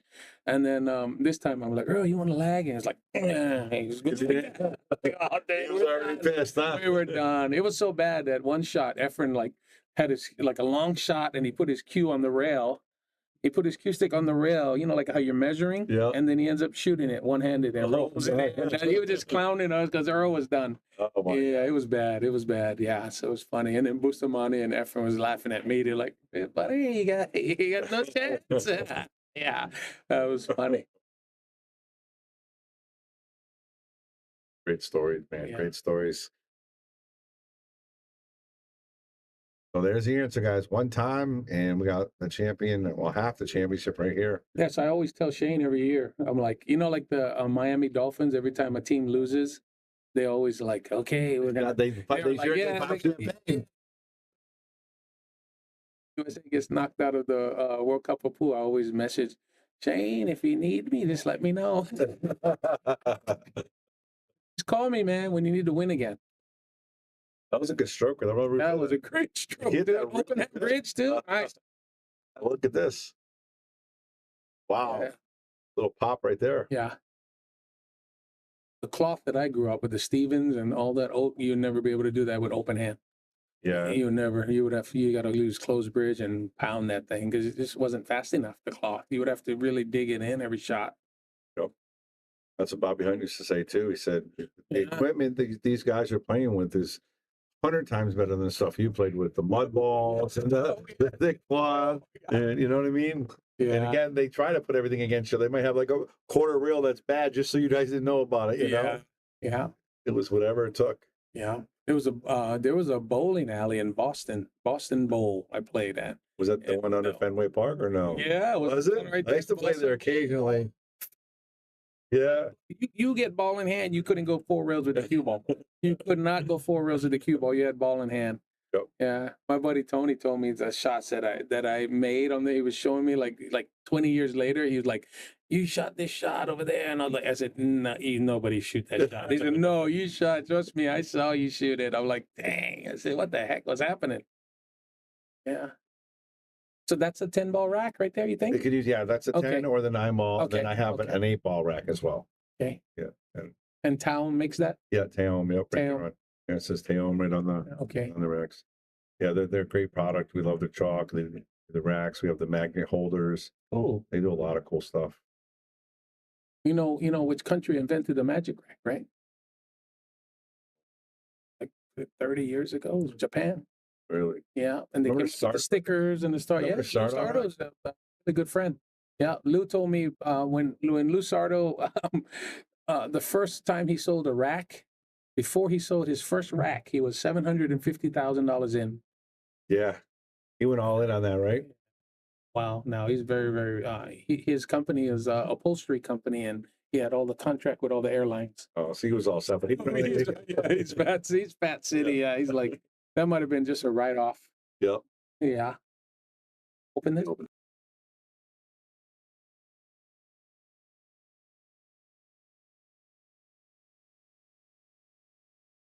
right, guys. Crystal Pistol's here to say hello.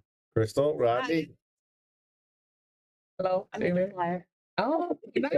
Thank you. I won't stay here long, but when you're done, I do want to bother you. I'm gonna have you sign my arm so I can get it tattooed. Oh. I just came back from getting Scots done, so. What?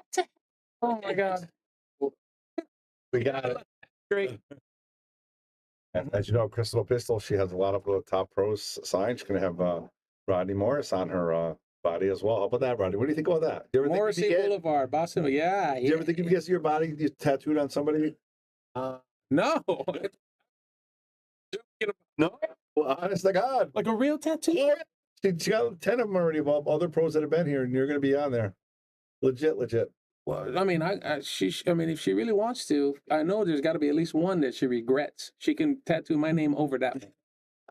All right, we'll tell her that. Which one that you really don't like anymore? You got to have one.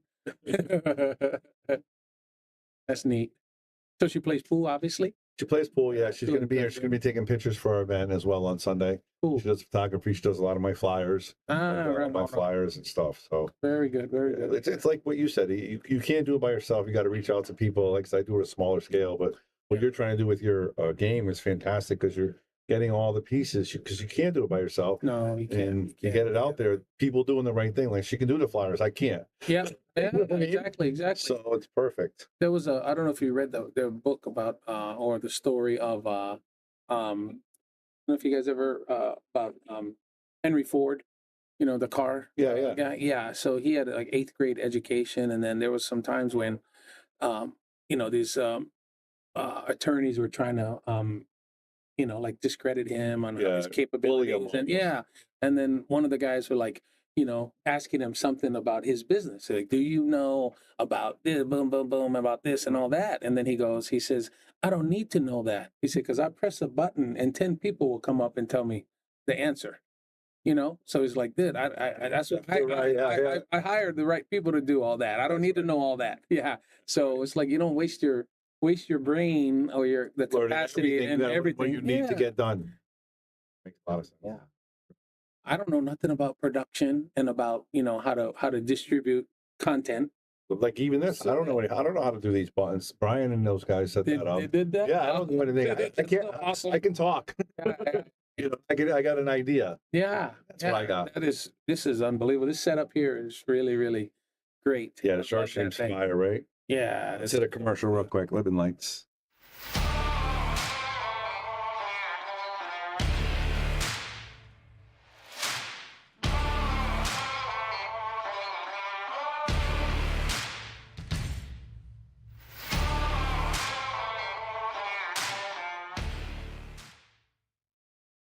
right. How about Living Lights, Rodney? What do you know about that? Michael Littman, he sent me. I made a post last year or whatever, and I had a table in my basement, and then he sent me a light. I mean, so thank you for him because wow, I noticed the difference.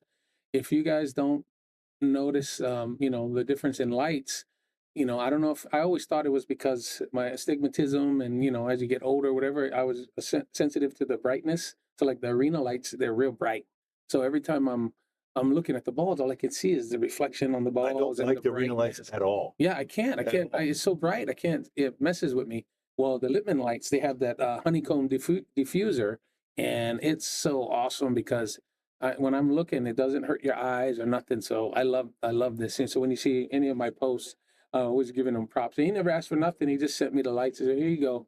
I was like, "Dude, that's so cool." Yeah. So he's a great guy and great product. Yeah. Like it was funny. As soon as Rodney came in, I gave him the balls to start hitting some balls, and he's like, "Oh, this is the same lights I have." I'm like, "Yeah." Littman's, they've been a sponsor now for almost 2.5 years. And before I switched to those, I had those cone lights, and I did my research exactly what we did. I could have bought the Premier, the Predator, but these are the best lights that you said. It hones it down so it's not bright when you go out there. Yeah. It's a nice atmosphere, Yeah. I can play on these. I love these. Yeah. And that's you what I obviously mean. play well with them. You can see the balls. That's the main thing. Yeah, that's it. Yeah, that's what I mean. With that 2 games on the wire from Lucas, I think I might. I might not win, but.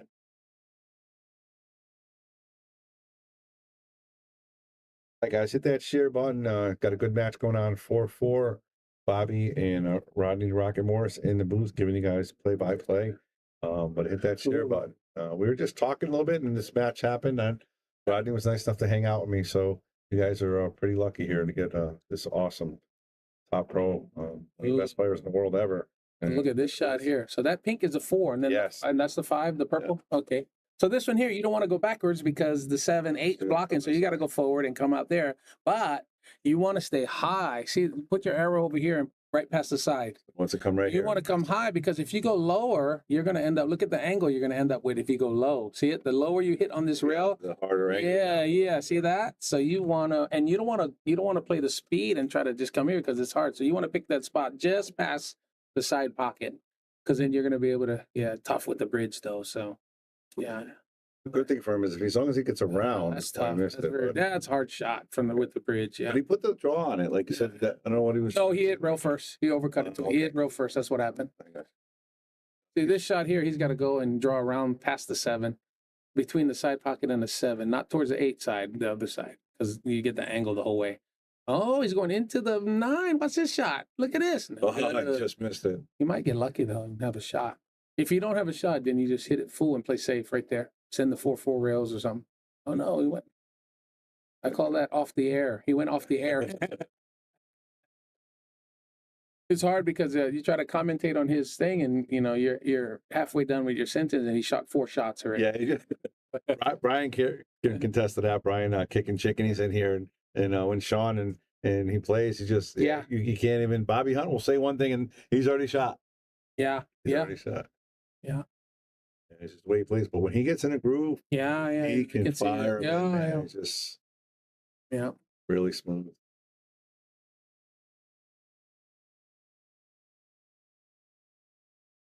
Gonna try to draw us back here.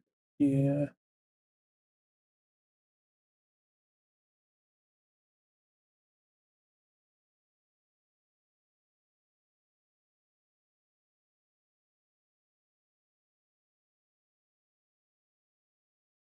See, and that's why when you're handicapping games, like seeing back in the day, I'm thinking like if I was to play these guys here, they would be very surprised when I give them like 6, 7, 8, or like a bunch of balls. Balls don't really matter that much, though. Yeah, not really, but they wouldn't, but look how many innings they're getting. Yeah, they're only going to get 1 inning from me, right? But I'm going to get multiple innings. So that's how you look at it. Great shot. That's how you look at it when you're matching up. It's like, hey, like, hey, when I ask guys, they say, how does he play? I say, well, you got to give him 6, 7, 8. He said, but you're gonna get shots. Then it's like, okay, I can play. Like if I know I'm gonna get 2 innings, then it's not the guy can't win no matter what he's getting. You know. Yep. So So again, Sean. So Stephanie, Sean's wife, baby mama too, is watching. So you want to give her some criticism? She can give it back to Sean. So you help him out here. Yeah, you got to slow down. You heard that, Rodney Morris. Actually, I counted strokes. That's how it slowed me down. I used to take like 2-3 strokes and then bam, bam, boom. Now, then my buddy was like, I said, you know what? I got to slow down. So I would not pull the trigger until I took 7 strokes. And then my buddy said, dude, I like that. 7 for sure. That's what he used to say. He said, 7 for sure, son. And I would go 1, 2, 1, 1, 2, 1, and then hit. Well, that slowed me down. But after a while, my opponents started realizing I'm going to hit on 7. And then right when I get ready to hit on 7, they'd made some kind of move. Change it up. Yeah. But yeah, that helped me out a lot, my game, just slowing down. Just, you know, and it could be 5 strokes.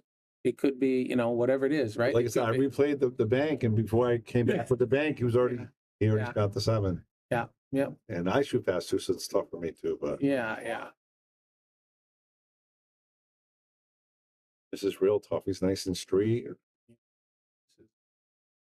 You just creep this up a little bit and take what the table gives you. Just make it. Does it go up that way? A little bit, maybe. I think. If you can go past there, I would just continue and hit it forward and come back up 2 rails past there. If you can, if it's dead straight where you can't do nothing, then yeah, just kind of roll it in or stop. Well, I mean, that's a tough shot. Yeah, because I mean, he's looking at it from here. It's like, I don't like that. That don't look good. Either you're going to play safe on here or play safe on the 9, you know, or bank it. But at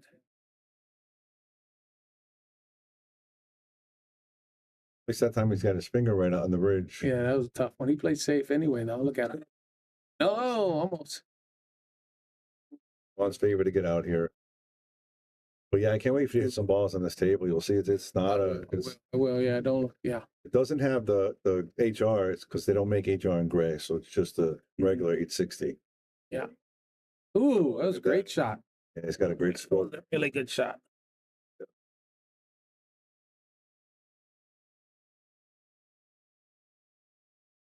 There it is. Nice. So he's up 5-4.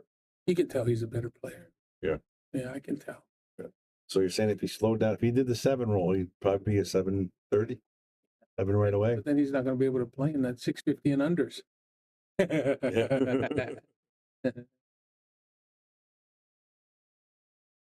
And Brian Carroll saying, yeah, with the Lippmann lights, there's really no shadows on the balls, right? They really did a great job with the Lippmann lights on the balls. So it's not really, the shadows real small. Yeah, I love it. I can see real good. I have this in my house in the basement. I actually love it. Yeah.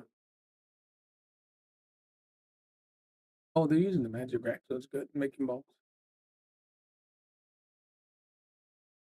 All right, see what we can do.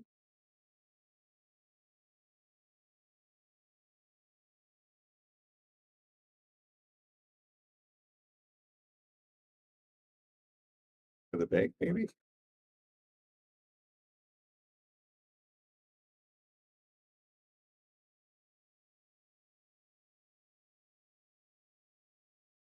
Right in the hole. It's very runnable, but the 6 is really tough. The 7, right? Not really much you can do with that one. But you can cut it, I think. Down like down here. Yeah, you can cut it.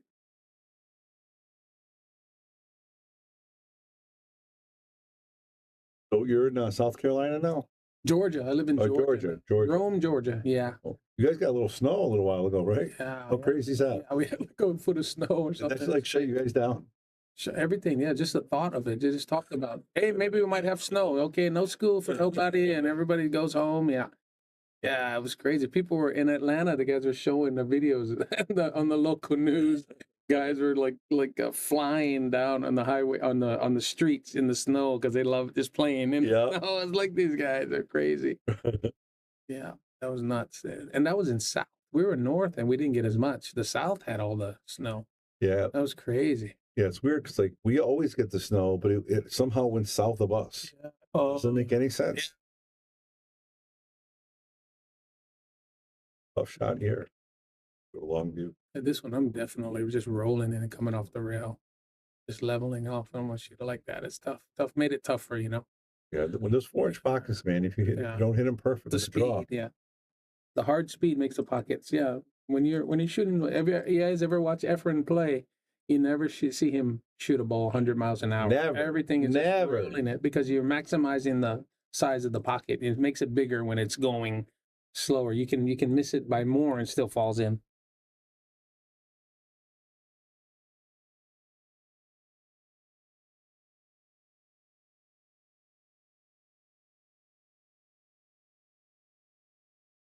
Yeah, I can't wait to play on this table tomorrow. Yep. 2 games going to 11 from the Ghost. All right. For 200 a set. 200 a set. Everybody on the stream put up 40. Let's do it. Let's do it. Let's get Rodney in some action. I like playing the Ghost because nobody can screw me on the rack, you know? Yeah. Except myself. I'm the worst. No, Lucas does it all the time for practice here. I love it. He'll help you Playing the right through the Ghost. row. So it's a great practice. It's fun to watch. People, it's entertaining. Yeah. This. Oh, I thought he made it. No, it's impossible from here. Like, yeah, good luck on this one. This is a cross bank. Just got this stroke. Come on, Rodney, you can do this. Oh yeah, you can pull that back with some bottom right. Yeah, angle. Cross bank, but there's a double kiss here too. Cross bank, there's a double kiss, maybe. Yeah.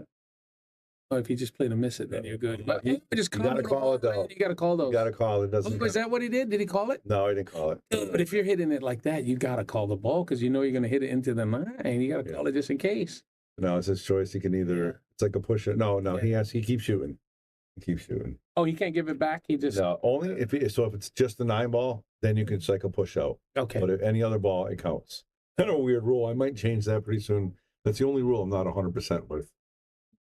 Kind of like my own rules. The biggest complaint we get is with 9 ball is when people fluke the ball in at Hill or you know what I mean. Yeah. So this way eliminates that. Go back and forth here. Oh, good shot. He got a fire at it. He's got a shot at it. Yes, he does. Got to do the same thing though. Yeah.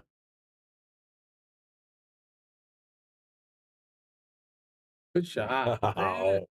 He's gonna get a bone for that. That was a great shot. Like nothing. All right, guys. Again, you got Rodney Morris in the booth. If you have any questions, let us know. And luckily, Sean and Dixon get a little commentary on their match. And lucky for us, we get to listen to one of the great ones. That shot he just hit. Pretty almost perfect, all right? Got a stroke. Yeah, he was just horsing around the first 5 games, though. Yeah, but he's fast. He can't get the cue up fast enough. He's just ready to go. That's cool. A quick word off from McDermott.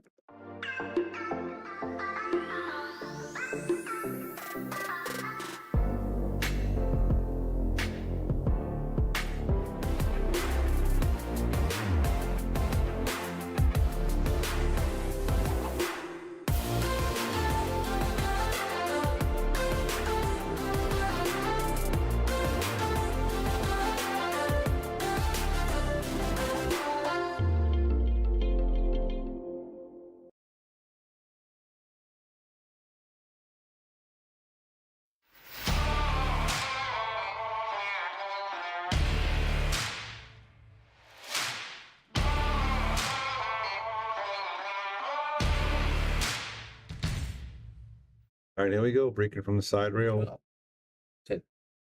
Oh. 3 times and then go in. All right. Sean Dixon up 6-4, guys.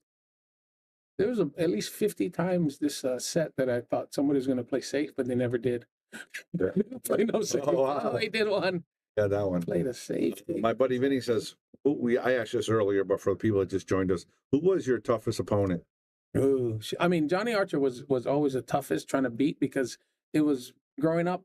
It was tough for everybody, but because he was than you too, right? Yeah, he's a few years older, but he played a lot earlier than me. But then because he would never give you a good rack, it was rack for each other back then, and he had the best slug rack ever. Yeah. He's the best. Yeah, he's a. He look good, right? Man, unbelievable. Yeah, if he didn't want you to make a ball, he you could break and no ball would hit a rail. That's how great he was on that. But as far as the playing goes, Bustamante has got to be one of the. I mean, how can you say anybody tougher than him, right? Like, you know. And then even the guys told me in the Philippines, they said back in the day, when there was a tough match and Efren didn't want to play the guy, and Bustamante would go in. Bustamante was the enforcer. Yeah, right. Yeah. Well, his break was so big, you know. Yep. Yeah. So. Tell these guys the story you were telling me in the car about when you were playing in a tournament in Poland and you were getting up early to go play. Oh yeah. Rodney's got a little story to tell you guys. Listen to this one. Yeah. So I was just coming back on the scene in 2002, and 2003 I played in the World Championships, and then now it's 2004 I get invited. Well, first off, I in 2003 I played my first World Championships, WPA, and it was in Cardiff in Wales in the UK, and I'm in the quarterfinals. I'm playing really good. I'm in the quarterfinals against Alex Pagulayan, and it's Hill. It's 8-8 in the quarterfinals, and the winner gets to play Tony Drago. At the time, Tony was just coming on the scene, so we're big favorites to get to the finals from there, right? The World Championships, and it's 8-8, and I get a shot where I got to reach. And so I go over there. I'm stretching like I'm gonna reach for the shot, and I can't reach. So then I let the cue go on the table, and then I pull my pants up, and then the referee calls foul. So he says foul shot or whatever, and then he grabs the ball, and I said, oh, okay, So I just go sit down. So Alex got ball in hand. No way you're gonna run out unless he had ball in hand. And so now he's got ball in hand on the 2-ball, which was in the tricky spot. There was no run out unless you had ball in hand. So cost me the match, right? So I lose 9-8.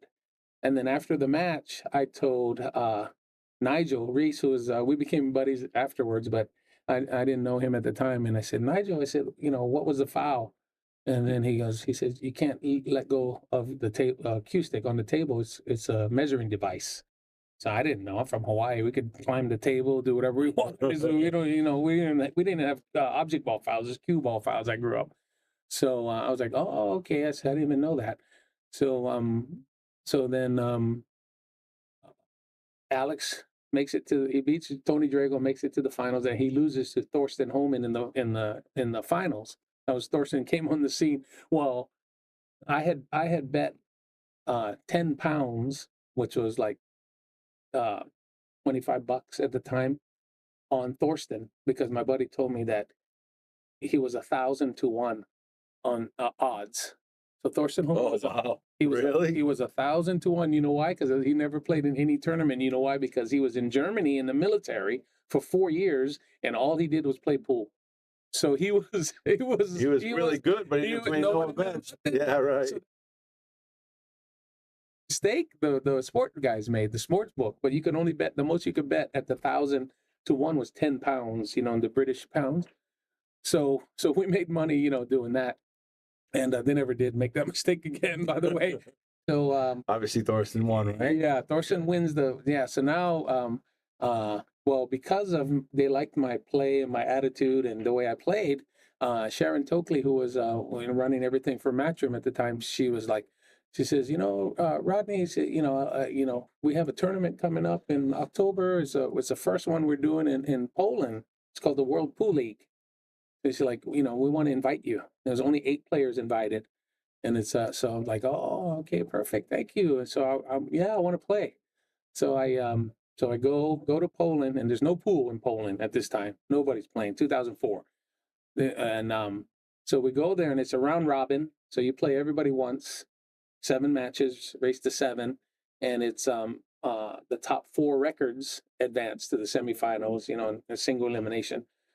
So the last day is down to the final 4, and we're staying, and it's like 5 degrees, snowing and everything, and I'm like, I gotta win this thing. I want to get back on the scene. I want to win again. So I asked the lady at the hotel, I said, where is this, the venue at? She said, it's 1 mile down here. And so everybody was going to show up, the transportation was going to show up at 10 a.m. and the event doesn't start till noon. So I'm like, I want to go early and practice. I don't want to be caught out of stroke. So I'm going to go there before everybody. So 7:45 a.m. I had breakfast and I start walking. In this freezing cold. I walk 1 mile. I get to the gym of the college where we were playing at. And I asked the lady where we're at, and she said, "Oh, go down here, and then the rooms over there, the practice rooms over there." So I go in, and I'm like, "Oh man, I gotta get 2 hours of practice before anybody shows up." So I go in there, and then I open the door, and Efren is there just finishing his coffee. He was already there practicing. So that's when I was like, "That's why you're who you are." I said, "Dude, you got. I mean, you ain't. It's like people don't see the stuff that we do. And right? you don't know what time he got there, right? No idea what time he got there. He still never told me till today. Yeah, but we ended up just hanging, talking for a couple hours and practicing. And he was the one kind of got me really more motivated, because he's like, "You win this here, you get back on the scene. People are going to invite you everywhere, and you come." And all this and that. So yeah, me and Efren really, really close. He was so we're that was a great story. He loves me, yeah. But I was like, "Dude, that's why you are who you are." Right. And imagine this. It was 2004, and he told me, he said, "I'm too tired." He said, "I'm tired. I've been playing since 8 years old." He said, I'm so tired. And then I don't know if you guys were following, but he went on a tear in 2004. I was like, "Dude, He won everything. He won everything. I want to be tired like him." Yeah, always hustling. Yeah. So like I can, I can still play. I pretend like I can't, but I can still play. I just want what I'm going to do now. In 2016, I got inducted in the Hall of Fame. And then if you watch, you can go on YouTube and search it. And at the very end of my speech, I told everybody, I said, "I don't know what I did to get inducted in the Hall of Fame, or, how they evaluate, how you're worthy of being in here." I said, "But I promise you guys this." I said, "Whatever I did, playing as a player, I'm going to do way more after my playing days outside of the playing than I ever did playing." So that's what I'm working on now. I want to have a legacy of, creating something that these players like the kid, is it Noel? Who is Lucas? it? No, the little kid I played. Oh, Noah. I played Noah one game earlier, and 7 years old. Yeah, 8. He said he's 8, so he might have just turned 8. Yeah. So I want that kid one day would be great, even if I'm not around. I want one day that kid like make $1 million playing pool and have a great career. And just knowing that my name is attached to something that started that, possibly, I'm like, that's what I'm living for now. Like I want these guys to have, a chance to be, because this game, what we're doing right now, our game is the last game. This is the last of any sport or game that hasn't gone, where these guys are making, the money they should be making. Cornhole, a lot of these things are just making money. Making money. I said, we need to be, we deserve it. Our game is that tough. Yeah, and these guys are that talented, and these guys are that good that they deserve to be made. What Federer? What do you do? Is he like the undisputed number one guy? And what did he make? 400, 500,000? He should be making like 10 million. Yep. I was like, that's like, well, why not? Right? So yeah, to be the best in the world at anything, especially something as tough as the sport we play. Because that's why we all play it. I think we're all looking for perfection, like you said. Yeah. When you make that good shot, you run that rack, it feels so good. Yeah. And then to do it all the time, to be the best, it's just, you deserve it. Yeah. You got to have nerves of steel. You got to have eye of the tiger, and you got to actually be really, really knowledgeable. You got to have imagination. You got to have a deft touch. You got to have great shot making ability. I mean, there's so much elements. Like what would happen if you didn't meet the guy at the crap table and decide to really pack it in? Yeah. Now there goes the U.S. Open, the Puerto Rican Open, the World Cup, Mosconi, all these things that you won. Yeah. Would have just packed it in. The psychological of it and everything else makes a lot of sense. Yeah. You got to have resilience. You got to have a strong mind, right? You got to be able to, you got to be able to take the lumps. And I always tell people, I said, we really, really got to cherish winning so much, because losing comes so often, in this game. You know, if you did great and you won 60% of the tournaments you played in, that's a miracle. Yeah, here. right. Yeah. It's like, dude, what did you just do right now? You Yeah. know? So, yeah, you know, more likely you would be number one player if you just won 30% of them, you know? Absolutely. Yeah. So, you know, so when you're hot, and everybody gets their hot streaks, you know, Federer or whoever is hot, you know, when Yep. they're hot, it's like, Whoever's hot, that's when you, yeah, it's still exactly. good. When you get hot, you know, because the difference between winning or losing, like right now, the difference between this match could be, you know, 9-8. It could be one game. Yep. That's the difference between winning or losing. Could be one game. Well, if you're the guy that lost by one game all year long, nobody's ever going to know your name. But if you're the guy that won by one game every match you played, well, you're the number one player in the world, right? Yep. You know, and it's one game difference like this. That's what my mentor told me. He said the difference between winning and losing is just one rack. So, you know. And that's tough to do for a lot of players. And like I said, when you're on that cusp, whatever happened, and you got hot, and you won the Puerto Rican, then you won the next event, then you won the US Open, you know, and you got hot, played at the right time, but your mindset had to be a little different. We're like, I'm going to win this one rack. I'm going to win this one rack. Like in a Super Bowl, I'm going to make this one play. I'm going to win this one rack to win the title. Yeah, yeah, and I just knew it. Like no matter what, I know I get my shot. Dude, I'm winning. There wasn't no doubts, right? At that point. Yep. Need a nice little nudge here. Oh, no nudge. Tie it up. I tell pros, right? You don't want to. You stay away from the balls. You don't want to hit them unless you have to, right? He didn't need to hit that one. He just hit it too hard. Shot here is go the other way. Yeah. Good shot. Yeah, look at this. I'd behind the 7 and everything. Ooh. Tied it up pretty good.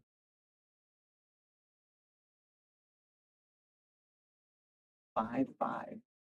5-5? Yeah. You sure? Yeah. Scoreboard. Wow. How did I miss 2 games? I'm saying it's 5-5 out there. 5-5? I guess. I don't know how I missed that. I've been racking. Let me see if I can see the camera here. Cameras.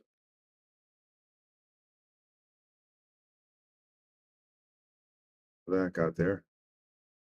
Tony and Lucas. I don't know what I did here. Brian. Oh, I got those on there. That's weird. I think I know. So Who's that? Who's Logan? Which is Logan? what's that? Logan. He said Logan's looking forward to meeting all the guys on Sunday, taking any feedback. That's one of the kids. He's a really good player. Oh, out that's here. a kid. Yeah, he's like 15 years old. He's a really good player. Starting.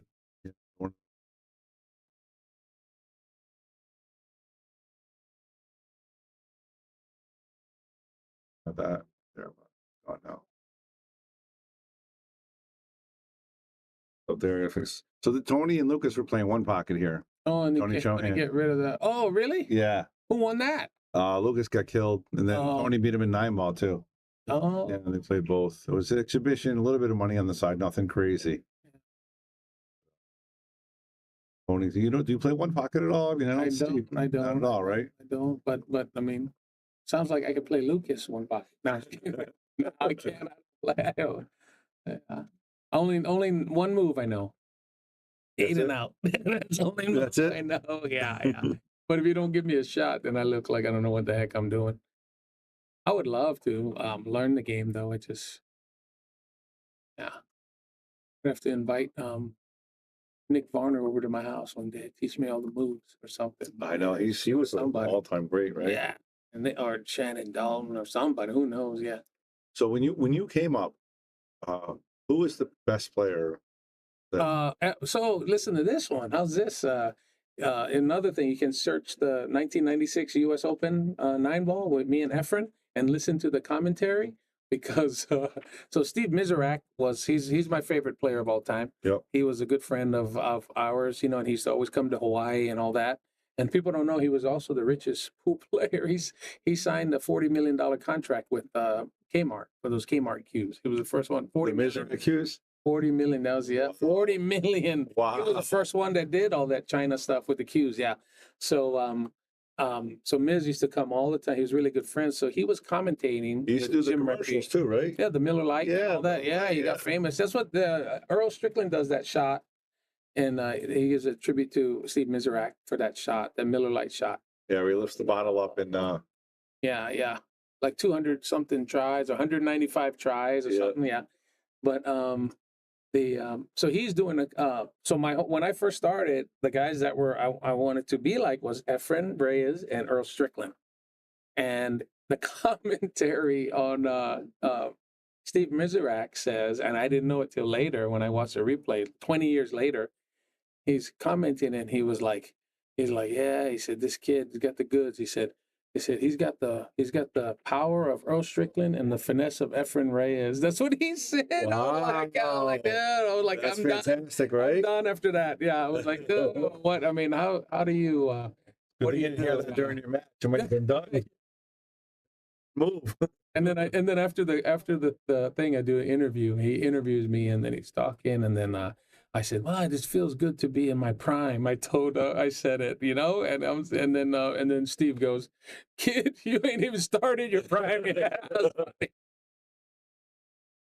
Yeah, because all the prime were like 30 plus years old. I just thought, because I don't know why I said it. I was so nervous. I don't know what I'm doing. I never did an interview before like that. Yeah, you won. But I just won the U.S. Open. What I've been trying to. So I'm like, just the Puerto Rican Open plus the other one. Yeah. So, but I was just basically, I just had a good, streak or whatever. But yeah, that was funny. I'm in my prime. Like just a baby still, basically, right? But I had a lot of battles. And I could, one thing about me, because I've emulated my cue ball after Efren is, and my mentor, Hawaiian Brian, told me, master that cue ball. So my cue ball is really good. So I can play on a really, really tight table. That was the big thing with me. I can play on the tightest table ever, because if you're shooting a 2 or 3 foot shot with perfect angle every time, no matter how tight the table is, you start shooting 6, 7 foot shot with weird angles, then it gets real tough. Yeah. So I'm not shooting hard shots, so it don't matter. 5 by 10 table, real super tight table, it don't matter, because I'm shooting the same shots. Controlling that cue ball. Yeah. So.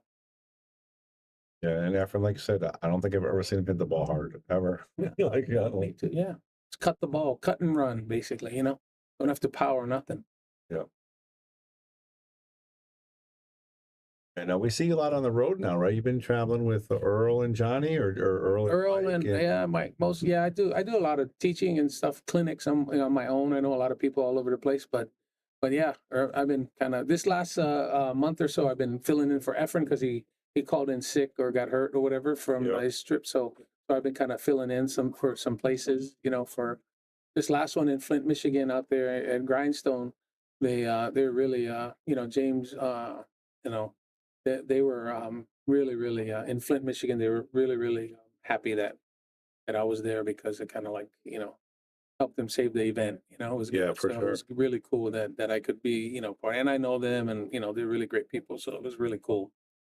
Yeah, you're gonna wait till you see on Sunday. You're gonna be, it's gonna be a really good time. Cool. Like I said, with Logan and just so many players that are excited. Of course, we try to make things happen. A couple of our sponsors gave away to people that couldn't afford it. So the people that coming that couldn't even afford it are going to be here. Really so cool. You're going to get a lot of, you're going to get a lot of real excited people. It's going to be a lot of fun. All right, we're at 6-5 here. Don's shooting. He's going to have to try to save him behind that 7 ball. Do you like these black balls, or does it matter to you? I know that you don't like the 4 and the 5, right? Kind of weird. Yeah, I don't like it because it confuses. It's not so much you're going to shoot the wrong ball. It's you're going to play position for the wrong ball if you're not used to it. Because we're gonna look and see. That's the 5. I thought that was a 4. And I'm gonna do that. Like I did at the U.S. Open, a 7-year-old kid against Shane. But he shot it right. He shot the wrong. Yeah, he shot the wrong ball. Yeah. So I remember. Yeah, it was Joey Tate. I think it was. It was just. If people are shooting the wrong balls, maybe that probably wasn't the best idea. Yeah. Like they might have to rethink that strategy on confusing people with the balls. The colors. Yep. It's like, why? Why would you? Well, everybody was fine with the colors, right? Brett says, how's it going? How's everybody doing tonight? What's going on? Brett, hope you're doing all right. I know you had some surgery. Hopefully you're doing well. What's John saying? How about the 2-ball shot, the 8-4 Rodney in the U.S. Open, nerves of steel? You want to talk about that one? No, what Two was ball that? shot. Where's that at? What was that against who? It says you. It says, yeah, how about the 2-ball shot at 8-4 Rodney in the U.S. Open? Nerves of steel. I have to look up that one. Is that against Efren on that one? I don't know. Not sure.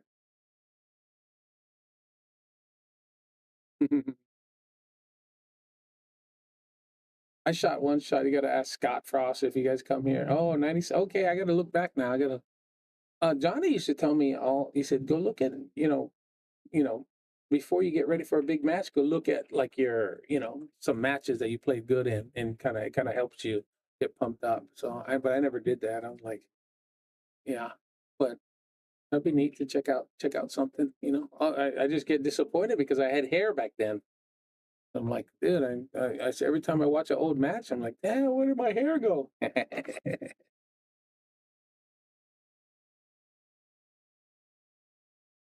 Right for the bank there. I just got some good news. So we were just talking about this guy who's coming to my WNT event, David Alcady. Mm-hmm. He's going to be coming to our WNT event. So excited news for us. Cool guy. I like David. Yeah. Yeah, I hung out with him in 2010. We had the Predator. He was trying to get it behind the point, I think. Yeah, we went to Spain and Portugal. Then we went to hung out with them and stuff. Yeah, really nice. Yeah, David Alcady's a nice guy, cool guy. Yeah. Oh, there's the thing. Okay, we'll check it out. Number, do you say 46? 4635.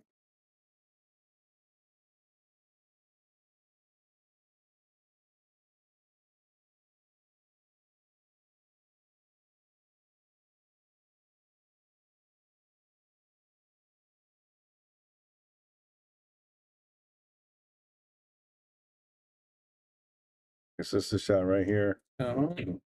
So we're going to hold on to the shot right here. Okay. We'll watch it at the end of this 8-ball real quick. That's my Gus Zambodi I got too. Still have it? No. No. Sold it, yeah. Yeah. What do you shoot with now? I got a Jim Pierce cue right now. Yeah. I call it Pinky. It's all pink and black. Yeah, it's great. Jim Pierce makes a great cue. We sold a couple of those cues for a while. That's a great shot. Anything scratch? Nope.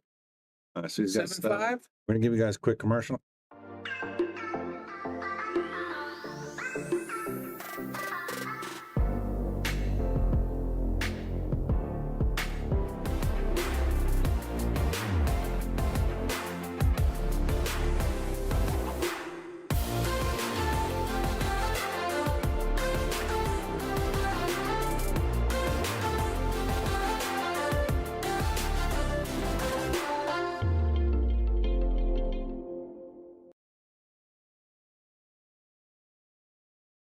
Wow. So Rodney and I are just watching the Rodney video on YouTube that John sent over. I can't put it on the stream, guys, because they would call us for copyright. So I apologize, but dang. Wow, that was pretty awesome. That was pretty awesome. You guys going to go watch that? Go on YouTube and watch Rodney wins the U.S. Open against none other than Efren Reyes, and here he is. 25 years later, taking his place at Yale Billiards in the Sharkstream. Yeah, that funny story about that before that U.S. Open match, before the finals, we're outside of it's the only year that they had they played in the pavilion, I think it was, and it was the only year, the 96, and so we're all standing outside of the pavilion over there in Chesapeake, Virginia, and my buddy Frankie Hernandez from New York is out, and you got to remember now, it's Efren Reyes, Spanish Mike LeBron, we got, and about, I don't know, must be about 50 of his Filipino contingent and all that. And so we go outside, and Frankie says, anybody want to bet on this match? He said, I'll take the kid, he said. And then he goes, first he goes, I'll take a game on the wire and I'll take the kid. And then nobody said nothing. And then he said, okay, we'll They said, we'll bet even. I'll take even on the on the. And then he goes, nobody said nothing. And then Frankie goes, he said, Efren. He said, what are you gonna do with these guys? He said, what? He said, these guys don't want to bet. And he said, come on, man. He said, you got the best player in the world here, the legend, and you got this Hawaiian guy, kid over here, rookie. He said, and nobody want to bet. He said, Efren, you got to fire all these guys. He said, and nobody would bet, dude. They knew he was getting robbed. That was funny. That was your time. Yeah, he knew. He knew. Everybody knew. Yeah. It's funny. Yeah, when you get into that mode like that, like you said, you knew you weren't going to get beat. You're just playing so good and confident, and you put your will onto the other opponent, right? That's it. Yeah, and then they, and when you know you're going to win, they feel it, and they know you're going to win. That's what I mean. You put your will on them, and then real tough to do. Yeah. Right, with the chance to bullet within one. All right, guys. Any other questions? Again, Rodney Rocket Morris in the booth with Bobby Hilton. We're doing play-by-play on the match. And if you haven't, if you just joined us, if you want the Q&A, we did like a half-an-hour Q&A beforehand, and Rodney gave us some great stuff. So you can go listen to that as well. Definitely not shooting this with a rack like that. Yeah, because it messes up your vision. Yeah. No, it messes up your vision, though. Yeah, you can't. You got to move the rack first thing. Oh, yeah. We had a lot to pick on Donovan this match. Move that rack. Yeah. Oh, well, he got to lean forward. Like, yeah, he moved on it. Yeah, let's look forward. Let's replay this because it just looked like, to me, he kind of went forward on the shot. And again, look how quick, though. See? Yeah. Forward. So when you move forward, when you feel like your body is moving, that means your stance is not solid. You're not solid over the ball. You should be able to shoot the ball without your body, moving. So that means you're not set up correctly over the ball. That's all. Should only be your arm moving. And if you notice, if you shooting the ball, like guys that shoot and they come up at the same time when they shoot, that means they're starting too low.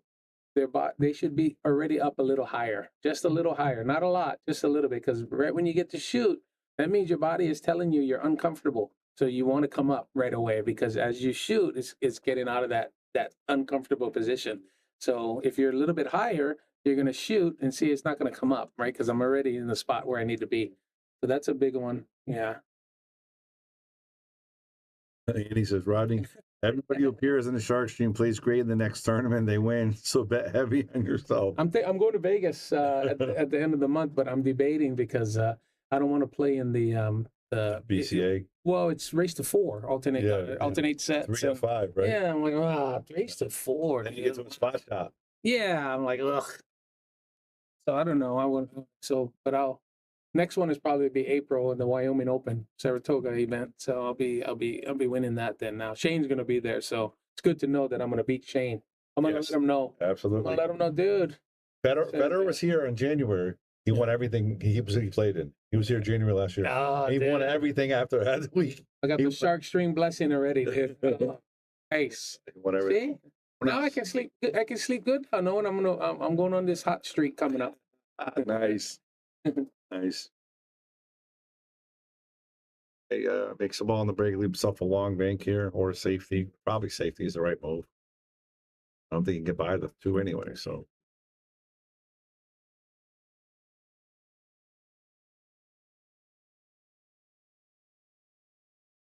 Worked out good.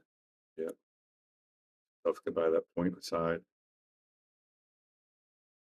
It'll be a free shot if you just cut it and put the cue ball over there by the 7, slow. And I don't think he's going to fram it. Ooh, good shot. Really good shot. Right behind the 2 ball. Yeah.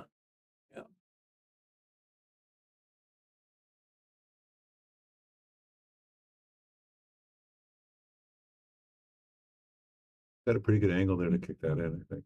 At least hit it. Yeah.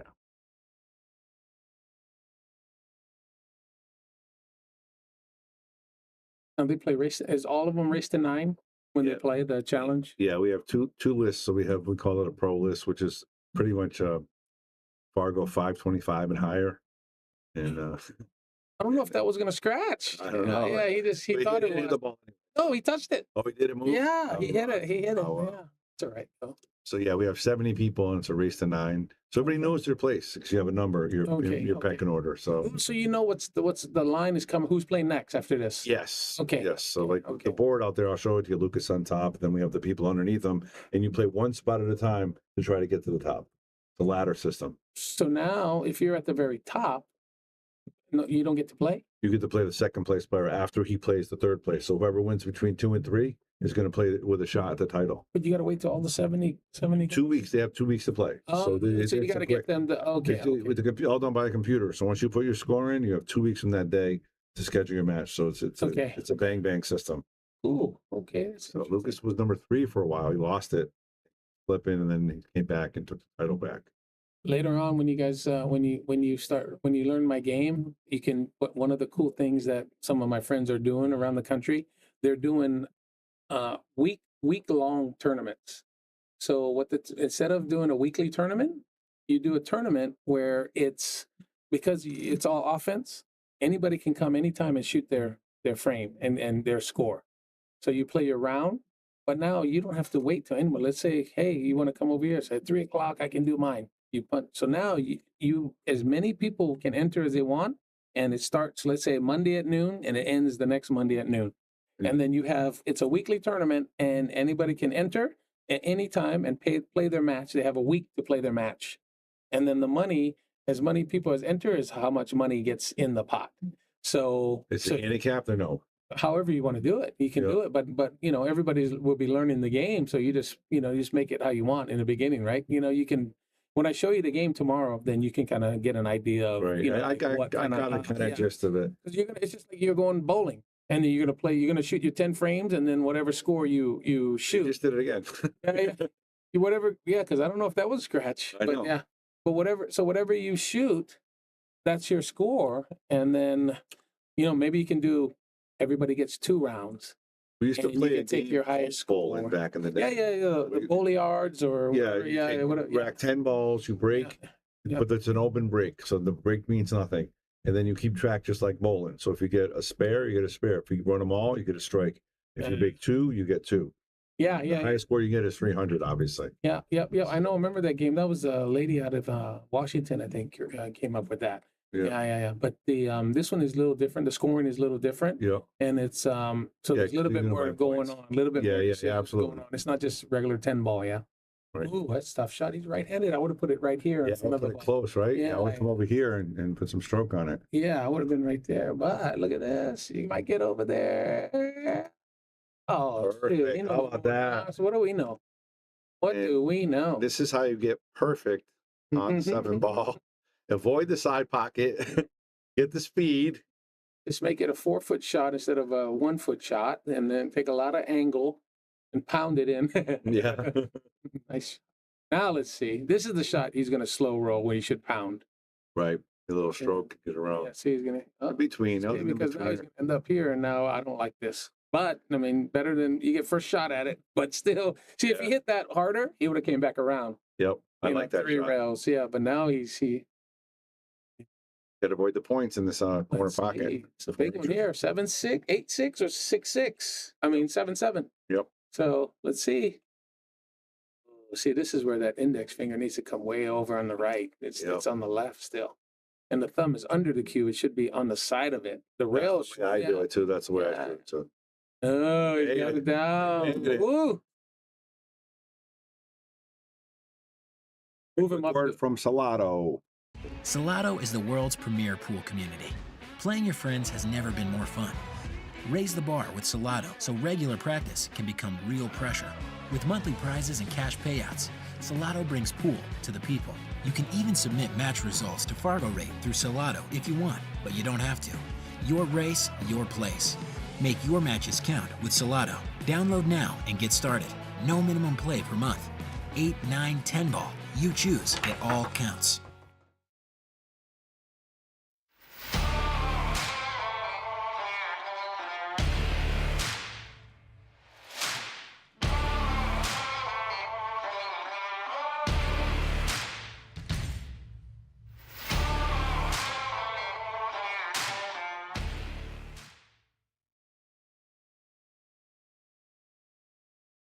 into consideration. Yeah.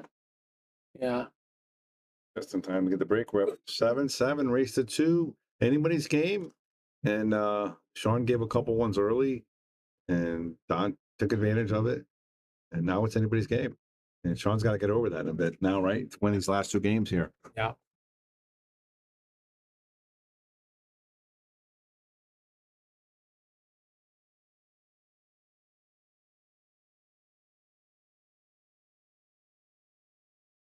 Did you have any good battles with Earl? No, never gambled, but we played. Oh, I got a good Earl story. So first off, first time he came to Hawaii when I was a kid, 1990, I think he came and we played exhibition match, and he beats me, Hill, and then he said, "You're gonna be a great player one day, kid." He said, "You're gonna be a great player." So now he's what, 8 years older than you? I'm not sure he's 60. 10 years, 62, I think. Is he? Oh, okay. 7 Yeah. years, 7 years. Yeah. I'm 54. I'll be 55 this year. So 8, 9 years for sure. Yeah. So now we go.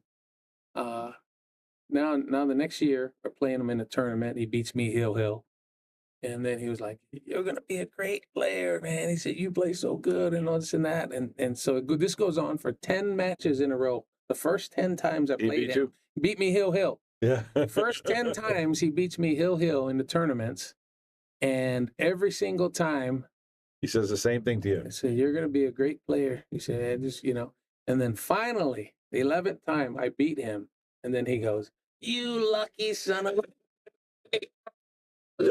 Like, oh, that was great.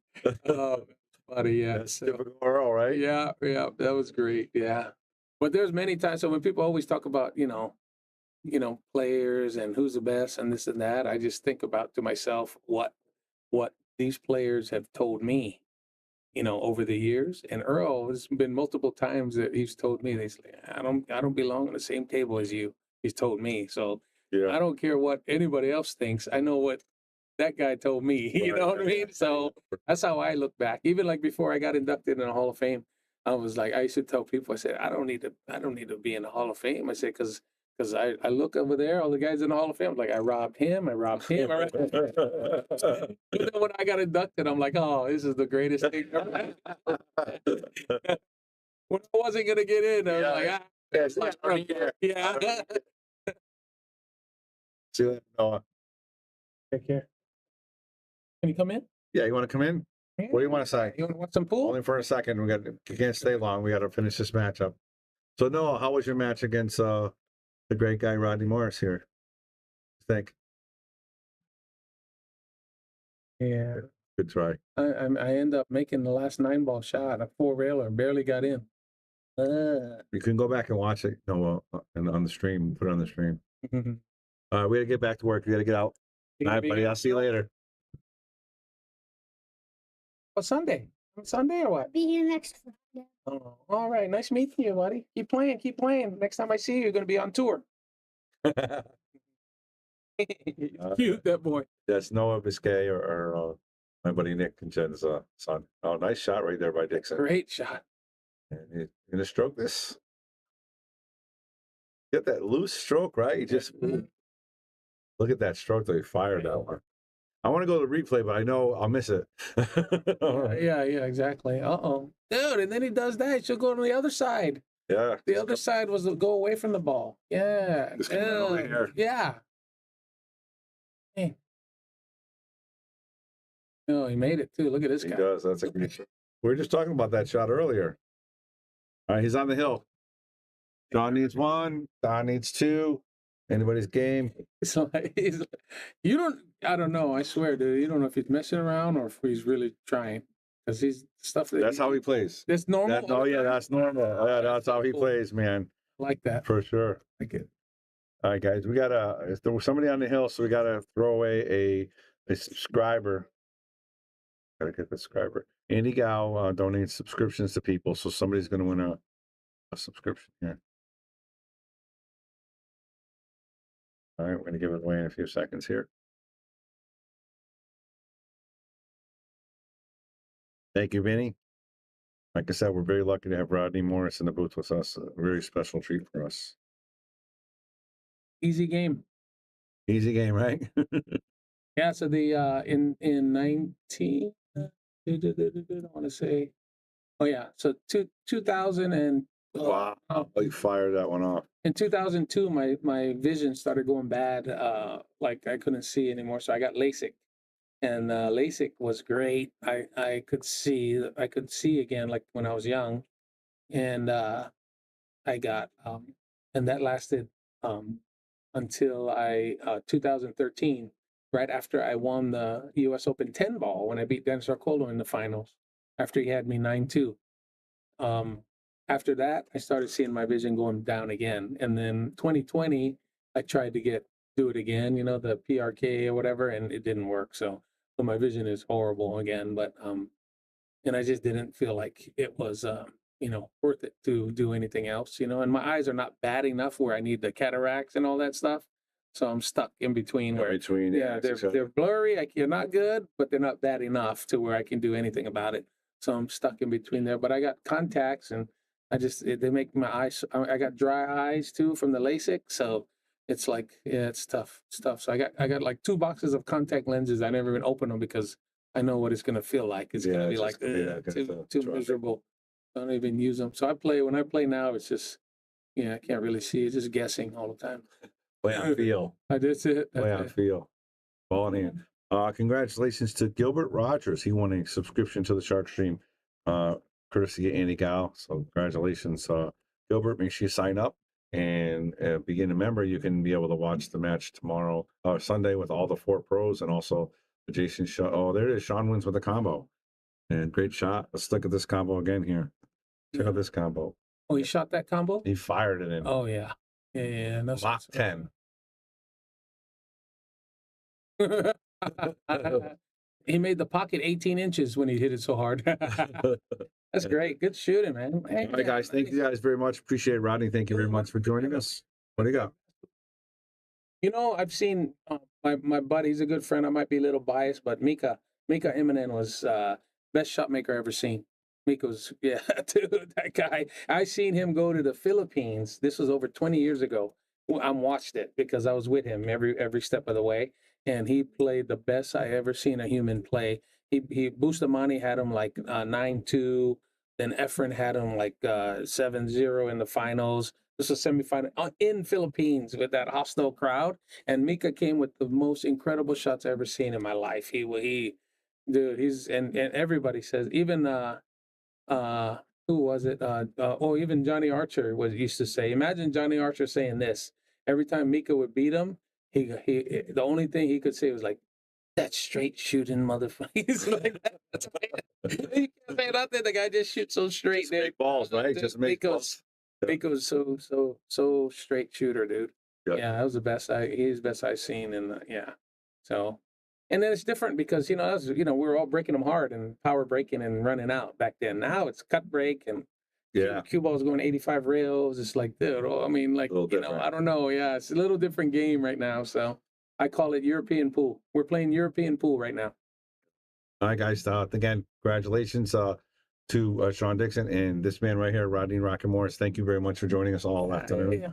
I appreciate you, bro. Thank you, guys. And if you want to see him on Sunday Live, come on down to Yale Billiards. Contact me or Lisa, and you're going to get good stuff, right? Tomorrow I might be playing the Ghost. Yeah, might be doing the Ghost. Get your money ready. Yeah. Just throw it. Just keep throwing it in. There you go. Cash App is, I don't know what my Cash App is. Figures. We'll figure it out. Hey, guys. We'll see you later. Later.